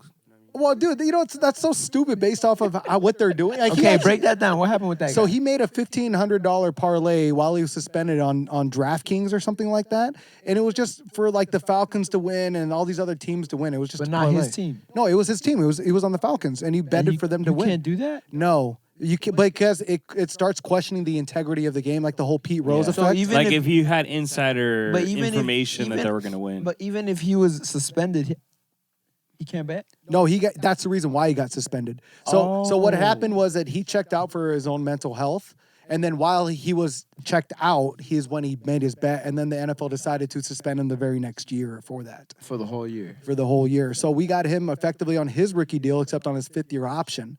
And now, yeah, So it's basically he took a year off. Bro, just watch. I would not doubt it if the Jags, mark my words on this podcast, we're gonna have at least the number 1 or the number 2 seed in the AFC, regardless of who the fuck we play. That includes the Chiefs, that includes the Bengals, and we are going to run ship. Now, mind you, man. I don't know if that's gonna get us to a Super Bowl. I don't know, man. Fuck both those teams. The Broncos are coming, my boy. You heard him, my boy. Yeah. He's a Broncos fan. Yeah, You yeah. offended him. You know what I love about Russell Wilson? He's Just AFC. like, boom, boom, let's hide. Because that's what he did all this season. Well, yeah, bro. You didn't have a fucking O-line. You have to fucking run for your life. half I the mean, time. when you we just spent about 150 million on an O-line. So, and that's those are the most, besides like quarterbacks and shit, they're like How the highest. riled up you got him? No, but you know, They're the Oh, most you're higher tired. paid players in the league. So you need to pay the person to take your O-line. you know what I love about this next pitch in his year? voice when What he I goes love on. about this next year, especially with the Broncos, is Sean Payton's contract. Do you see the clause that he's allowed to get out of in his first year? What? He's allowed to in his clause, I believe. Now, mind you, He didn't even know that he's a Bronco again, fan. he's allowed to determine if Russell Wilson is the answer at quarterback. That's if good. He, I'm if glad he for that. determines after that first year that Russell Wilson is not the answer, Sean Payton can leave his contract. He's done. But He's honestly, allowed what to does leave. that? What does that say? What does that say about him as a coach? What does that say about him as a legacy? He just actually- gave up after a year. No, but Sean Payton's a solidified like Yeah, he he's got a guy. ring already, bro. But I A mean, ring. so does A Russell ring. Wilson. So does Russell Wilson. But Russell Exactly, Wilson's in but question. Pete Carroll. So But Russell Wilson's in question right now. And look at, and that's the thing is Russell Wilson has to perform. He has course, to but no matter at the what. same Right, time, because of what he did you last look at the year. card that you were dealt, bro. No one could do anything. Trevor Lawrence couldn't do shit without a O-line, bro. You gotta. I mean, it He was, can maybe make some he plays, couldn't but do anything without a head coach. That's what he couldn't do. But even then, you don't have an O-line. You don't have nobody protecting your back. Why do you think like a lot of these like quarterbacks are able to do anything? You know what I mean? Because they have someone protecting. Yeah, you have people like Patrick Mahomes that's able to move around the pocket and whatnot. But Sorry, buddy, but the Broncos, they not. besides that, if you don't have that type of quarterback, bro, you're getting hit like 24/7. You don't think Russell's just past his prime? Yeah. I mean, look at Russell Wilson is a 5'10" quarterback, and if you look at how he was in the Seahawks, he's a rolling quarterback. Yeah, he should. I mean, with his size and his athleticism, he should be used to getting out of the pocket when necessary. That should be an acquired trait of someone who's a short quarterback. You know, and so it's like No doubt. You But could look, say you're also transitioning your career. You're not the Russell Wilson of a couple years ago. You know what I mean? So, you know, when we saw in the last couple games too of the Broncos, they were as soon as they got rid of that head coach too. Like you're pointing out how a head coach makes a difference. right. We just got Sean Payton, a very good head coach at that. Hey, he's not a Saints fan, but he seems like he supports your Right. ex-coach, man. Bro, Oh, I he would loves watch the him. Saints a lot. You know I would. No, no. No, he lost to us. Wait.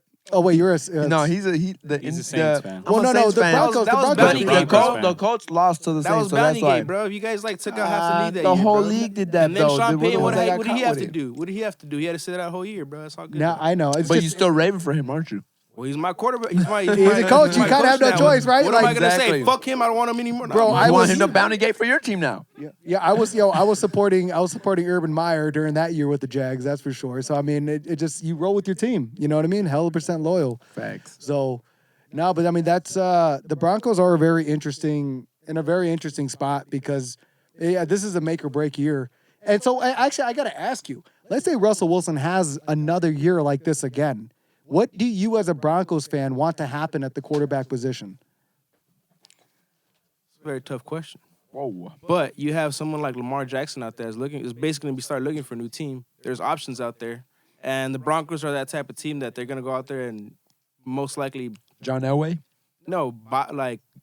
get a free agent quarterback, then build one up through the draft and all that type of stuff because it just hasn't worked out for us in that. But it also hasn't worked out for you guys in the draft. That's what I'm saying. It hasn't. Paxton It Lynch, hasn't. No, it hasn't. that's the one. Tim Tebow, you know what I mean? Like, And Tim Tebow had his years. That was when I really became a Bronco fan because his year was when Peyton Manning was like the year after, the yeah. year before that was when he was injured. They cut him from the Colts, and then Tim Tebow was just having a great season that season. and then the next season they get Peyton Manning. You know what I mean? Oh yeah. But yeah, for the Broncos, that's what's going to be the answer: is getting a quarterback that's a free agent. I mean, the Saints just got Derek Carr, Raiders just got Jimmy Garoppolo. You know what I mean? But do you really think those moves are going to Nope. work out for them? Nope. I think that. Nope. I And think, I'm a Saints fan. I think Derek Carr is going to be better with the Saints because Nope. what I look at, We what I just look at lost with Sean Payton, what bro. I We don't see even have him with no what I anymore. see with If we had Sean Payton, then maybe. with but Derek we don't even Carr have is him. that Derek Carr, he went through so many changes in that Raider team. Mm-hmm. When they had Jack Del Rio, it was probably the best Raider team I've seen in a long time. Then he gets injured.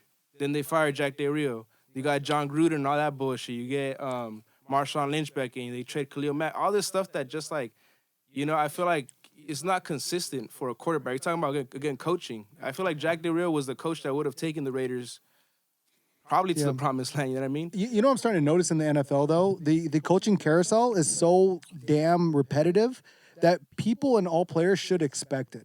I know that we use that as a story and a rhetoric with all quarterbacks, like Alex Smith. He's always at a revolving quarterback, whatever.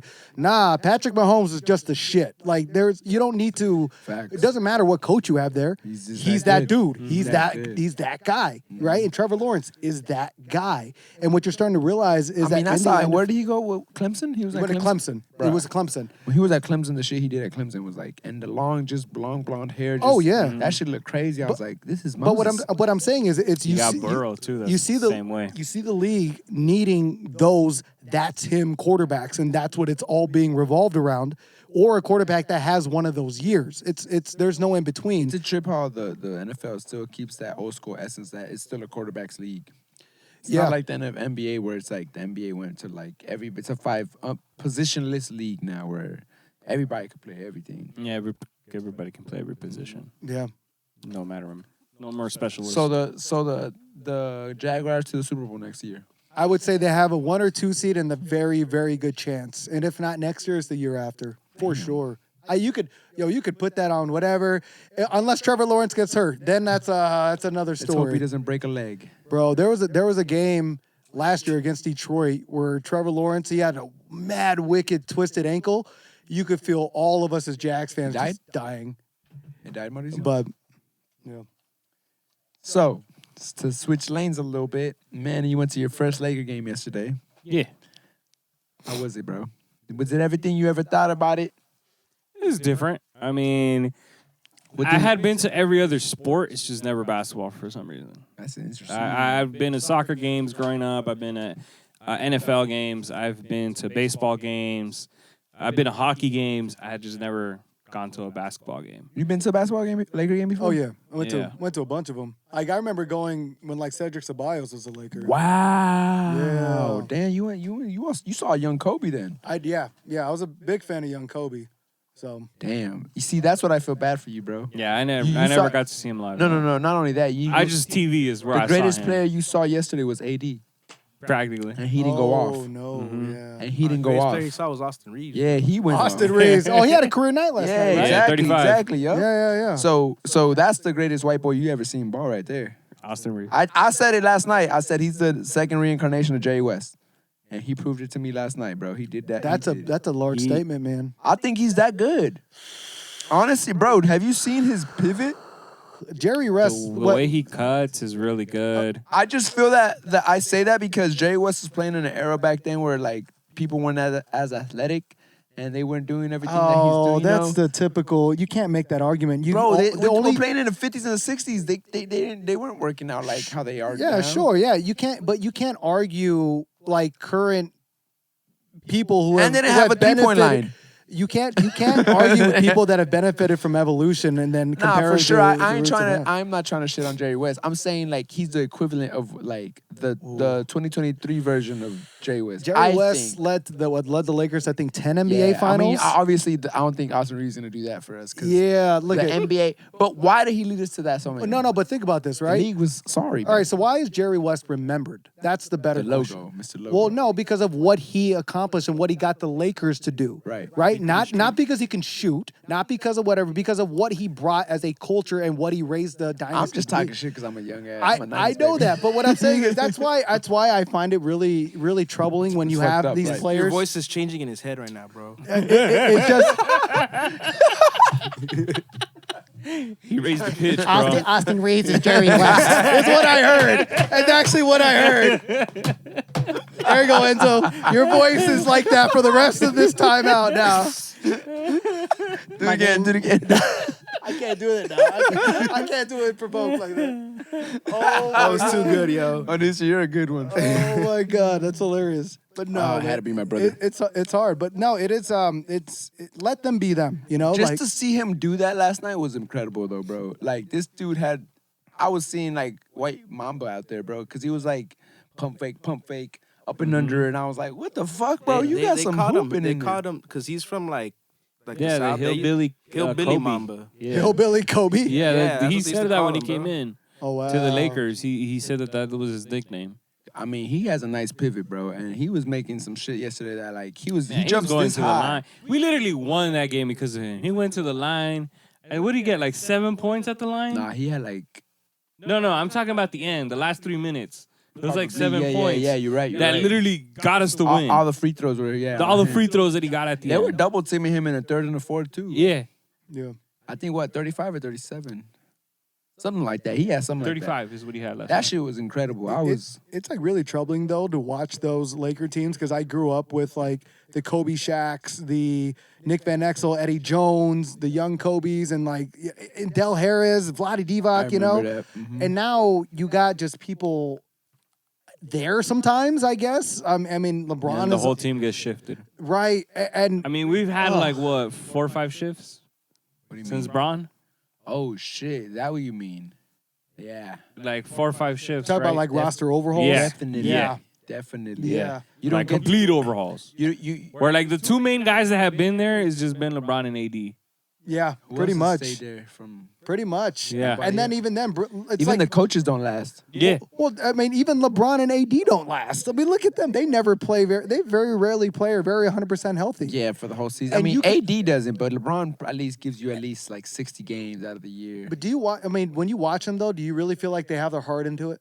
Like, do you really feel like they're playing their ass off? Because I don't. I don't. No. And I think that's why. Honestly, I think that's the biggest thing with me in this today's NBA is I don't see the heart. I don't see the people caring anymore. I don't see people taking charges and fouls. Like I remember watching like the '90s like NBA finals. It just seems and like you're watching offense, basically, Race. I'm just watching people care about their stats. Like I remember just Scottie. I offense. remember Scottie Pippen permanently fucking up his back because of all the charges he took in the NBA finals. True. And fucking Scottie Pippen earned my respect with that kind of shit. You know, I've seen Kobe fail and airball 3-pointers in the playoffs, and the next year fucking take it to heart and dominate. You know, and it's like you don't see that in today's NBA. You see them with their shoe deals. You see them pulling out guns. You see them talking about politics. You see them acting like bitches. You know what I mean? And it's just like, fuck, dude. It's like what I enjoy about sports, what I enjoy about competition, and You're what going it to brings out. war. Yeah. And you don't see that because I feel like what kind of took that away from the NBA is this Nike movie we're about to see, where it has to do with Sonny Vaccaro and how basically they got Jordan. Because when they break that down and you watch the ESPN 30 for 30 about it, they saw how that started AAU basketball. And it's not that it stopped competition, but they even say it there, like everybody became like friends with each other. Yeah. They all know each other. They all know since each other. they're They're all little like kids. And like the thing about, for example, Jordan, it was like people feared Jordan. Yeah. Not even just as a player, but They like, feared Kobe too. but yeah, because Kobe also kind of he took that mantra on with him, type of thing. But it's And then like the difference with LeBron and forward recruited people. Was AAU was because they played together. You know, what I mean, maybe not him exact. I don't know if he was playing AAU basketball. Yeah, he was. So, but you know what I'm saying. So then, all the people he was playing with, and you got Kevin Durant. That was there. You got all the stories of these players playing together since they were in middle school. You know, all these AAU teams and all stuff like that. So I think that is a big reason, probably why the NBA has changed so much. Why you don't see this like because they're making so much more money. Yeah. You know, you there and all that type of stuff. So it's a lot different. Just now start focusing more on soccer. Nah, that's another corrupt sport we don't want to talk about. Right. You know what I find crazy about soccer though is like how every other country in this world, soccer is a very easy. Like anybody can play soccer. Right. But in America, the only way you play soccer is if you're in like a privileged neighborhood playing for a club, something, Facts. spending excess in money. Facts. And it's crazy because then we wonder why We suck. we suck. But you're literally eliminating the potential really good athletes that can play just by the fact that they can't afford it. Right. And I wish America would start changing that culture of soccer, because you can tell there are a lot of eager Americans that want to be good at soccer, that actually want to. I mean, play this that. team that played in the World Cup did decent. Did they? I didn't pay attention Yeah, too much. They but- did decent. I mean, it looks. I mean, they're all in their early 20s. Majority of them. So it looks like for the next World Cup, they might have a more serious team. Let's hope. So Let's hope. yeah. Hopefully El Salvador makes it, man. That's where we're from. You know, it's crazy though. Where did you say you were from, Alan? Like your heritage, your background. Oh, my ethnicity? I'm Korean and Japanese. So, just in, Japan just beat Mexico in the World Baseball Classic. What? Final People were is- thinking Mexico was gonna beat Japan that. and United States? The final is going to be Japan, United States, Damn. and Shohei Ohtani. Shohei What, Ohtani? what is 6ix9ine saying now? What is 6ix9ine saying now? He was talking all this shit. Was he? He's going He to was like, Mexico. he was saying, I'm Mexican, man. My He's mom more raised Mexican me. than Puerto Rican. Yeah, bro. He was shitting on his other side. I'm like, bro, your daddy made you, bro. He held you in his nutsack for his whole life until he birthed you. I mean, I'm just so biased because I'm a man, but Yeah. that's crazy, bro. Japan has a huge baseball culture. I mean, that's where like Yep. what Ichiro Suzuki came Bro, from, I used to and love Ichiro, bro. Hideki Matsui. Like, there's some legitimate. So hold up. You Baseball. said you played baseball in high school. I did. What position? I played second base, shortstop, center field. I was a defensive guy. Is that the best sport like where you perform the best, or is it basketball or football? Which one's your Ooh. favorite sport? Favorite sport has to be football, but ironically, that's the one I was worst at than anything else. Okay. Why is that? Because I think with football, you have to be physically naturally gifted at some point to excel. Like, you could only do so much with Unless you're fast. Similar to basketball, you need the height. right. But with basketball, you can practice shooting, you can practice Right. dribbling, you could practice being a point guard. So I was actually halfway decent as a point guard. Because I could practice in my front yard. I could practice in a pickup game. Right. You can only do so many hits. You can only reach so many routes on the field. You can only do so much. And I was a strong safety in football. And on top of that, football really isn't a thing for me. Wasn't a thing for me until high school. And so like I spent years playing baseball and basketball since I was like 5. And So then those are the sports you knew by memory. right. And I think that I just kind of lost the passion for it, because I think that camaraderie, as soon as I experienced that camaraderie with football, and just the notion of contributing to something that's bigger than yourself, I just got addicted to that. And therefore it's like, and like, it's like to this day, like I was just telling you, I still have people that I played football with in high school that still tell me to this day, like, dude, the way you showed up for us, the way that you were a leader off the field, like that means so much more to me, and it carried me, right? And it's like, holy fuck. You were always a leader even back then when you were younger. Well, that's what football is actually what taught me about leadership. It's because I trained so, like, again, I'm not gifted at football, but I trained my ass off to make up for the lack thereof. I think, and that's what got me, like I said, to weightlifting. And what I found out is that by showing up and practicing my ass off, other people saw it, and that's what had them, that's what earned me my respect, is seeing that. And I think that's what got me in love with the sport. It's what got me in love with that in general. And then, yeah, it showed me that being an example is a form of leadership. And it's what got me into that Oh space. shit! It's what So showed it's me. football first, then it would be baseball, and then it's basketball. Yeah, absolutely. Basketball is a very far third. Like, So you don't even play pickup ball now. not anymore, no. Well, now it's like, now that I'm in my 30s, I'm so scared I'm gonna hurt myself. Like, fuck, I gotta. If I get through a leg day, sometimes I sit there hobbling like I just had a really bad time, and I'm not gonna elaborate any more on that. But so therefore, like basketball, bro, I twist one ankle. I can't lift weights. I'm going to be in this whole depressive state, just Damn. all it takes is just that one snap, that one whatever. That's all. But on the same token, you asked me if I want to play flag football. I'm there. I'm going to be there for flag football or some shit. What about golf? It's too boring. Golf is the one sport where no matter how many times I swing a golf club, I get worse at hitting the ball. Whoa. Which is interesting because I I started playing baseball when I was 5, when I was 4. You're used to the batting. I'm used to like having like this little stance. So if they were to like slow pitch a golf ball and I were to swing it with the golf, then I'd be knocking that shit. Okay, not knocking that shit out of the park, knocking that shit at least past the first hole. But like that, and I find myself constantly wanting to take a step, wanting to like hold the golf club and like curl around like a bat. Right. But I no, feel like can't the do last that. time we went golfing, that's how I was holding the ball. The ball? I mean, the club? the club. I was holding the club like a baseball bat. and they actually work, but you're swinging down, so it's hard. It's not like you're swinging in the middle where the ball is and shit. But damn, that's crazy, bro. yeah. That's interesting. But overall, you liked your game yesterday? Yeah. I mean, the difference, what confused me a lot was when they were doing the Let's Go Lakers song. Because I've heard that so many times at the Dodger Stadium. That in my head, when they were playing that song, I was like, let's go Dodgers, let's go. And I know that, like, when they're yeah. Because I'm like, they do this song here? And, like, in my head, it's like, I wonder if they do that. I wonder if they do "Let's Go Rams." Nah, they don't do that. actually, so now I got to ask you, since that was your first NBA game, Yeah. if you could pick one sporting event to go to, which one would it be? Ooh, that's a hell of a question. I think it depends, like, who you're going with. Us, bro. I would say hockey is one of the most fun ones Nah, to go. bro, you had I've the never- wrong answer. I've never been to a hockey game. Oh my Wrong God, answer. yes. Hockey Why is that one wrong of answer, those- Mauricio? Bro, He's gonna say UFC. Yeah, bro. After watching that shit, bro. After But watching we're- people, that's after not- watching someone get knocked out, bro. Actually, yeah. Yeah. That's I gotta something say- else, bro. Like, and next after that, next. Nah, for me- y'all tripping. Monster trucks. Next after that for me, you after see a fucking car flip over and after burn up. UFC, it would be basketball because you just have constant action. It's going back and forth. That's the other thing I told them yesterday is But UFC, for sure. watching the basketball game live. I felt the game was shorter than watching it on TV, especially because you know how you're getting there's like, all right, call the timeout, and now we're going cutting to commercial. I disagree. felt like the game was longer, and me watching it on TV than me being there live. I disagree. I felt like the game was shorter. I feel like because I don't know if you heard a comment that I said that it was like, damn, these 4 minutes been 20 minutes. Mauricio, did I tell you that comment?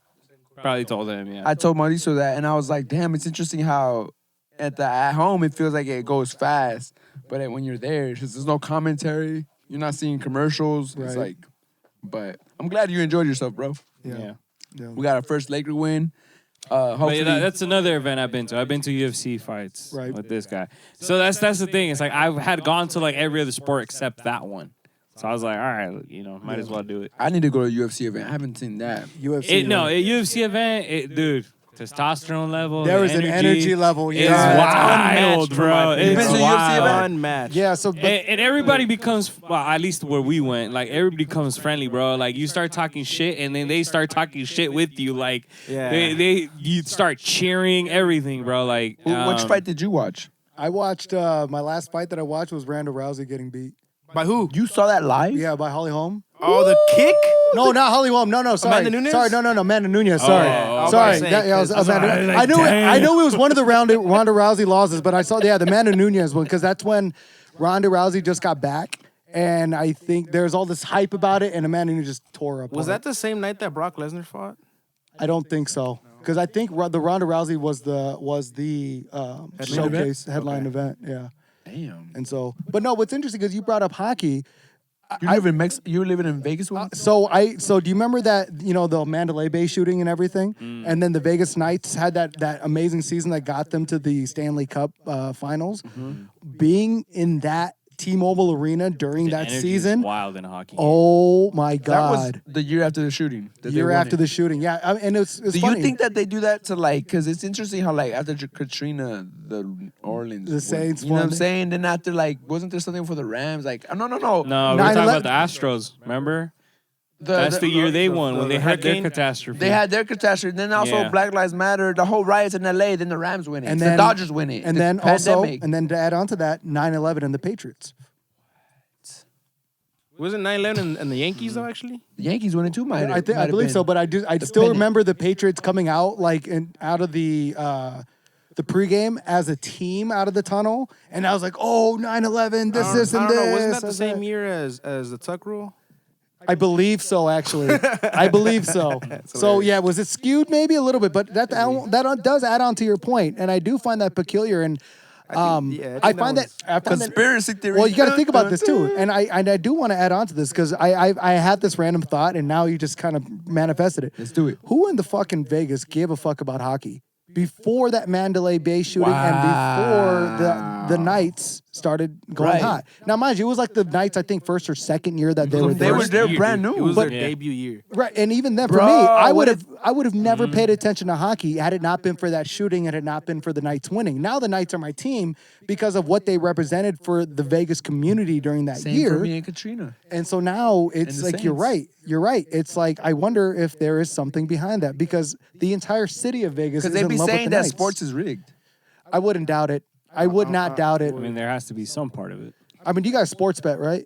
Or do you guys sports bet at all? I've done it I'm not before. one to like get into like. I mean, but I've heard a lot about it. I have a lot of friends that. I be want like, you to start this next season, especially NFL, make a couple of bets, get it down to the wire, and start seeing how certain things, like why are you taking a knee? Why are you sliding an inch before the first down line? Why is this ref throwing this penalty right now? Why are they going when for you two? have money on the line. Bro, you see it when you have money on because you 'Cause you pay care attention more. because you're watching the spread. It's your money. You're watching the spread, Oh, and it's like, shit. how are these games this close to the spread every single time? How is it the spread is -5? That's crazy. And they score a touchdown when they're down by 8. They score a touchdown with 10 seconds left. Like what? So Aaron Foster was right. Well, I don't know about to that extreme. see what he said? Yeah, that they're practicing the season all the way there. I think that when it gets to that point, that like, all right. So for example, we're gonna take it back to my Jags. Let's get it, let's So get it. back in 2017, when we're up by 10 points against the Patriots with like 8 minutes left. All of a sudden, I started seeing these calls coming out of nowhere. And I want you guys to all look up this thing called Miles Jack wasn't down because Miles Jack stripped someone that was stripped one of the Patriots on their offensive drive, started carrying the ball, started running down the other way. We're up by 10. We're just going to put us up by 17 and seal the game. But all of a sudden, the refs called a whistle. it back, and he was right, down. He was down. Nobody touched him. This Miles Jack ran a 4.40. This guy was going to be gone. Right, but then they called a whistle, and it's not like they called the whistle right when he tackled and stripped the ball. They called the whistle as he was getting up and starting to run, and you're like, "What the fuck?" And then, Let's watch it here. woo, Oh, right shit. here, right here, watch this. He strips him right here. Just wait. What the fuck, bro? Strips him, right? And then they blow the whistle, and this guy was gone, up by 10 points. This guy was gone. He wasn't down, bro. That was like simultaneous. You stripping and you Yes, getting up. yes. How was he down? And then, if you also look at right before the first half, How much money did you have in this game? oh, I had my life and my heart in this game. This is the Jags in the AFC Championship. Game. AFC Championship game? Who At did least they, 10 who did they, grand was in that when they there. played Philly? No, they were playing the Patriots. No. This is when New England went to go play Philly. Oh shit. Yeah. This is the same year. That's why I asked. But I remember that to And this they day. lost And then the Philly also, special. there's another thing to this. So on our last drive, Blake Bortles threw this amazing pass. Oh, I forgot the wide receiver to this name, but you see Stephon Gilmore grabbing onto his jersey, pulling him in, and then batting the pass. Right, and it was going to be a touchdown to win the game for sure. At least get us into scoring range. But then they didn't call the whistle then. Right before the first half of that game, they called a pass interference on my boy AJ Bouye. When if you watch NFL, you know corners kind of push. Well, they don't push. They filter the wide receiver out of bounds so that he can't stay in bounds. And they called a penalty on that. The ball was nowhere near catchable. And you're looking at this like, the fuck? And I get it. Who the hell wants to see Blake Bortles and Nick Foles in the Super Bowl? I fucking get it. Right? You do? I mean, obviously I do. But I represent a very Valid small. answer, Enzo. But that is, again, being a Alan Jaguars wants to fan, see that, man. being a Jaguars Alan. fan, and having to watch the NFL from a very objective standpoint makes you see things that the average, like the delusional Cowboy fans that have always gotten shit their way, even though they only barely make it to the playoffs every year. Hey, but Why every is year's that, their though? year, though. Every year, but I'm saying is, but when you're fed that Do delusion, they need to know? I want to find out. Did the Cowboys win it when JFK was assassinated? what? No, I don't think so. That'd be crazy, though, right? I mean, that's in the 60s. Is that the 60s? Yeah, 64. I don't know. I'm not entirely sure. The football was around in that area, right? And the Super Bowl. But was, I don't think the Super Bowl was what it is now. Like, and I don't think Imagine- sports betting is. So do you? whatever. Would you say that these things happen? Is it a coincidence or is it a distraction? I think with Sports sports, is entertaining. and I think with the sports, end of the everyone day. tries to make a story. Isn't the NFL also registered like the WWE? As an entertainment It's an company. entertainment business, right, right? right. Damn. The Yikes. 1963 Super Bowl was between the New York Giants and the Bears won. 63. What about the 64? You know, if it's not Cowboys, he's gonna ask for 65. Nah. He got One of these years is gonna prove the point. He got JFK got killed. And then it's gonna be 66, 67. Which year was the year? Yeah, with the balloon on the with side. the balloon. No, it's not. The Cowboys weren't in it though.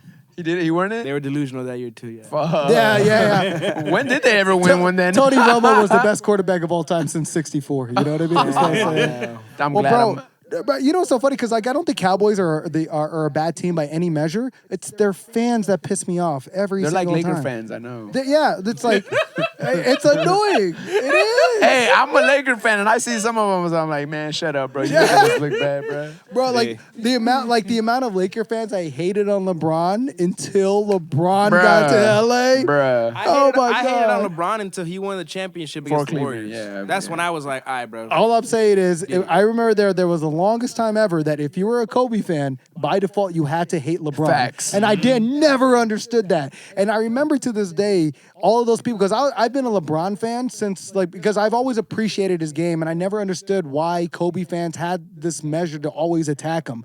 And it's literally that's the only reason why You know why I I became think a they LeBron did fan. this? I think people. I was one of those people, and I think the reason why we did this is because the admiration that LeBron got before coming into the league. Uh-huh.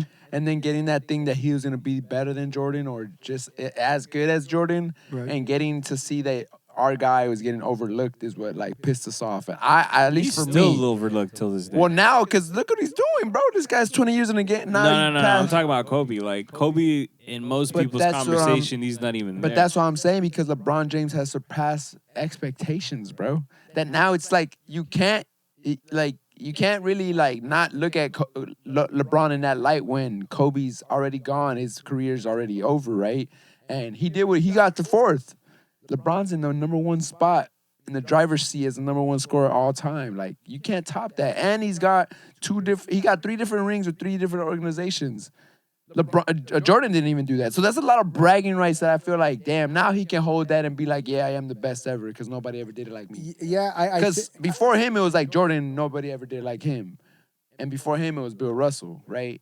you know what's interesting? It's how you look at the sport. You know, for me, who really appreciate the personnel and the backstories of sports, I can appreciate MJ's like greatness, his presence on the court. I can appreciate Kobe's presence and who he was on the court. And when I am at a game and watching either one of those players, it's black and white different than when LeBron's on the court. You know, LeBron, yeah, absolutely. He's a phenomenal player. His accolades speak for themselves. He's accomplished a lot. But when you're watching a game, you can tell the presence about him that's a lot different than that of Jordan, than that of Kobe.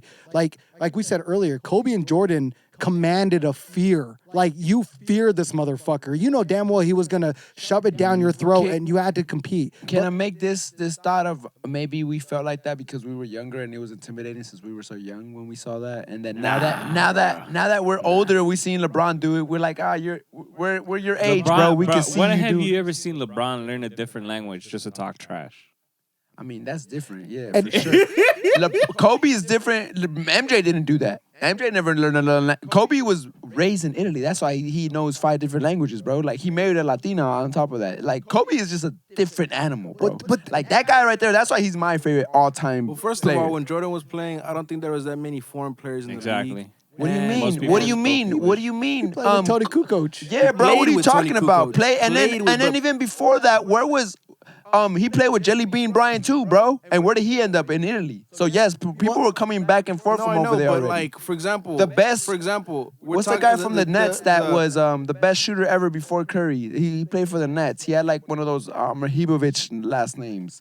He was playing in Europe he came from Europe, played 2 years on the Nets, and he killed from 3-point What line. year was that? And like 80, 85 or 84 or something like that. I forgot his last We're- name. But yeah, but what I'm trying to say is that now in the league you have a lot more of that, and on top of that, for example, I think the one that he's talking about specifically is with Tony Parker. Tony Parker, he did learn a little bit of French so he could talk shit to Tony Parker. Right, I remember that. You know what I mean? So it's like that Bro, is even when he was retired, he was talking Yugoslavian to Luka, bro. Slovenia. Like, come on. but I mean, Kobe's just a different. But there's also- said, but there's bro. also he knew how something- to do the what's his name, the piano shit. I don't know. It's funny to me because LeBron also gets all this like. There's all these memes when he's like, oh, he supposedly reads, but he's always on the first page and stuff like that. You know what I mean? Like, never gets past the He's first not page. Floyd Mayweather, guys. He's not Floyd Mayweather. Right? Yeah, but they're just trying to. Bro, make I the- like when they ask Yeah, him like- questions and then he just bullshits. oh my god. What were you gonna say, Alan? No, because you talk about the international players, but I argue during Jordan's era, the international players weren't as good as they are now. You know, the NBA wasn't. I mean, if you think about how dominating those dream teams were in the '90s, Bruh. and then think about what international basketball is now. It's a completely different I mean, competitive there's a game. whole documentary on how they caught up and were beating USA back to back until Kobe. No, right. Runs And so all I'm saying is, again, kind of like what we were saying earlier, it's kind of hard to compare different eras. Yeah, You know, the for only sure. thing you can really say is during his era, Jordan dominated. And there was a lot of phenomenal teams during those years. Like that those he did not let win a championship. those 90s Rockets, those 90s Jazz. Sonics. The Sonics. Like, those are legitimate ass teams. And yeah, look, there's better players now, blah, blah, blah, blah, blah, blah, blah. But you can't make that argument because it's what impact did you Because make Jordan in your just respective jumped the era? highest out of all of them. And like, what are you supposed to do? Are you supposed to like rings, all of bro. a sudden like make other teams better so you could prove that it's more challenging? Like, you did the best with what was presented with you. You know, he run 6 championships in 13 years or something like that That's with the why Bulls. he's- yeah, and exactly. then yeah, obviously it wasn't just Jordan. He had to have a cast. But you know, if you also think about too, Jordan's main points were shooting twos. He wasn't shooting threes. Yup. He wasn't what he had that mid Free range throws game. too. Free up.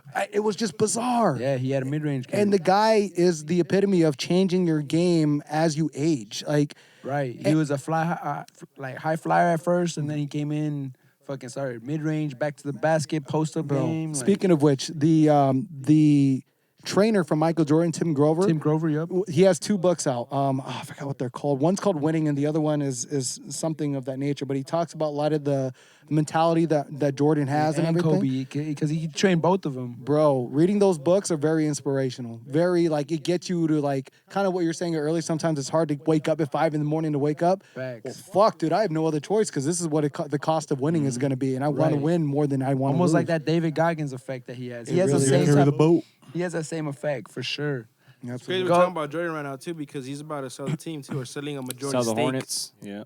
I mean, what does he have to prove at this point? You know, like, what the hell does he have to prove? He won championships as a player and superseded his presence as a player to the point now he's an owner. Like, Yeah, it's crazy because fucking bizarre. like you're talking about, you know, it takes a cast to win. You know, he didn't do it himself, and it's like I feel like also when it comes to building this type of like an organization and all that type of stuff, it takes doesn't just take you as an owner, it takes you like putting the right pieces in place, and I think that's why like the owner of like Jerry Buss, my bad, gets admired so much because you know what he was able to accomplish with the Lakers, and to know like for example all the details we've gotten to know about the Lakers organization, Right. to know that they were like losing money.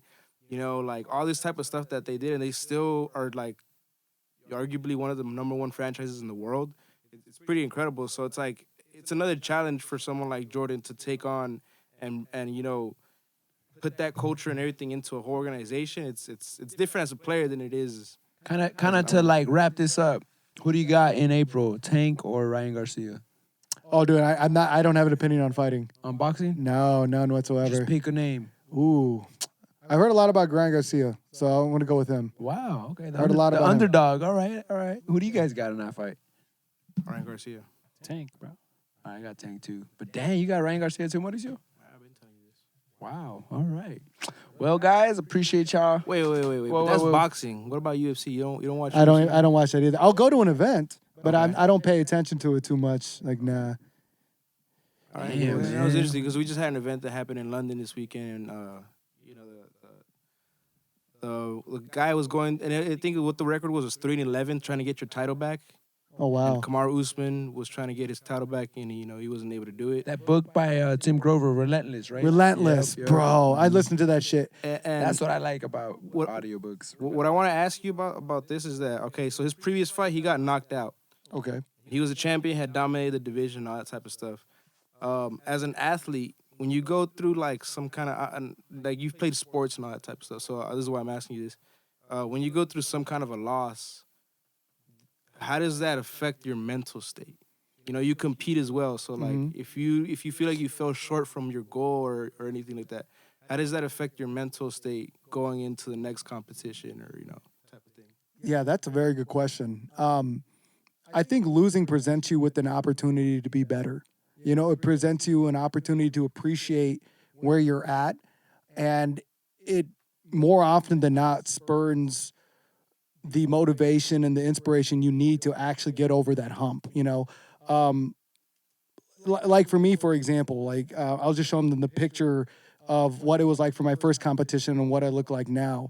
I could definitely tell you, every time I lift, every time I go out and work out, I think of what it felt like to come in 5th place. I think about what it felt like to come in 4th place. And like, dude, I fucking hate this feeling. And I can imagine when you're getting paid way more millions of dollars to do that, that means so much more.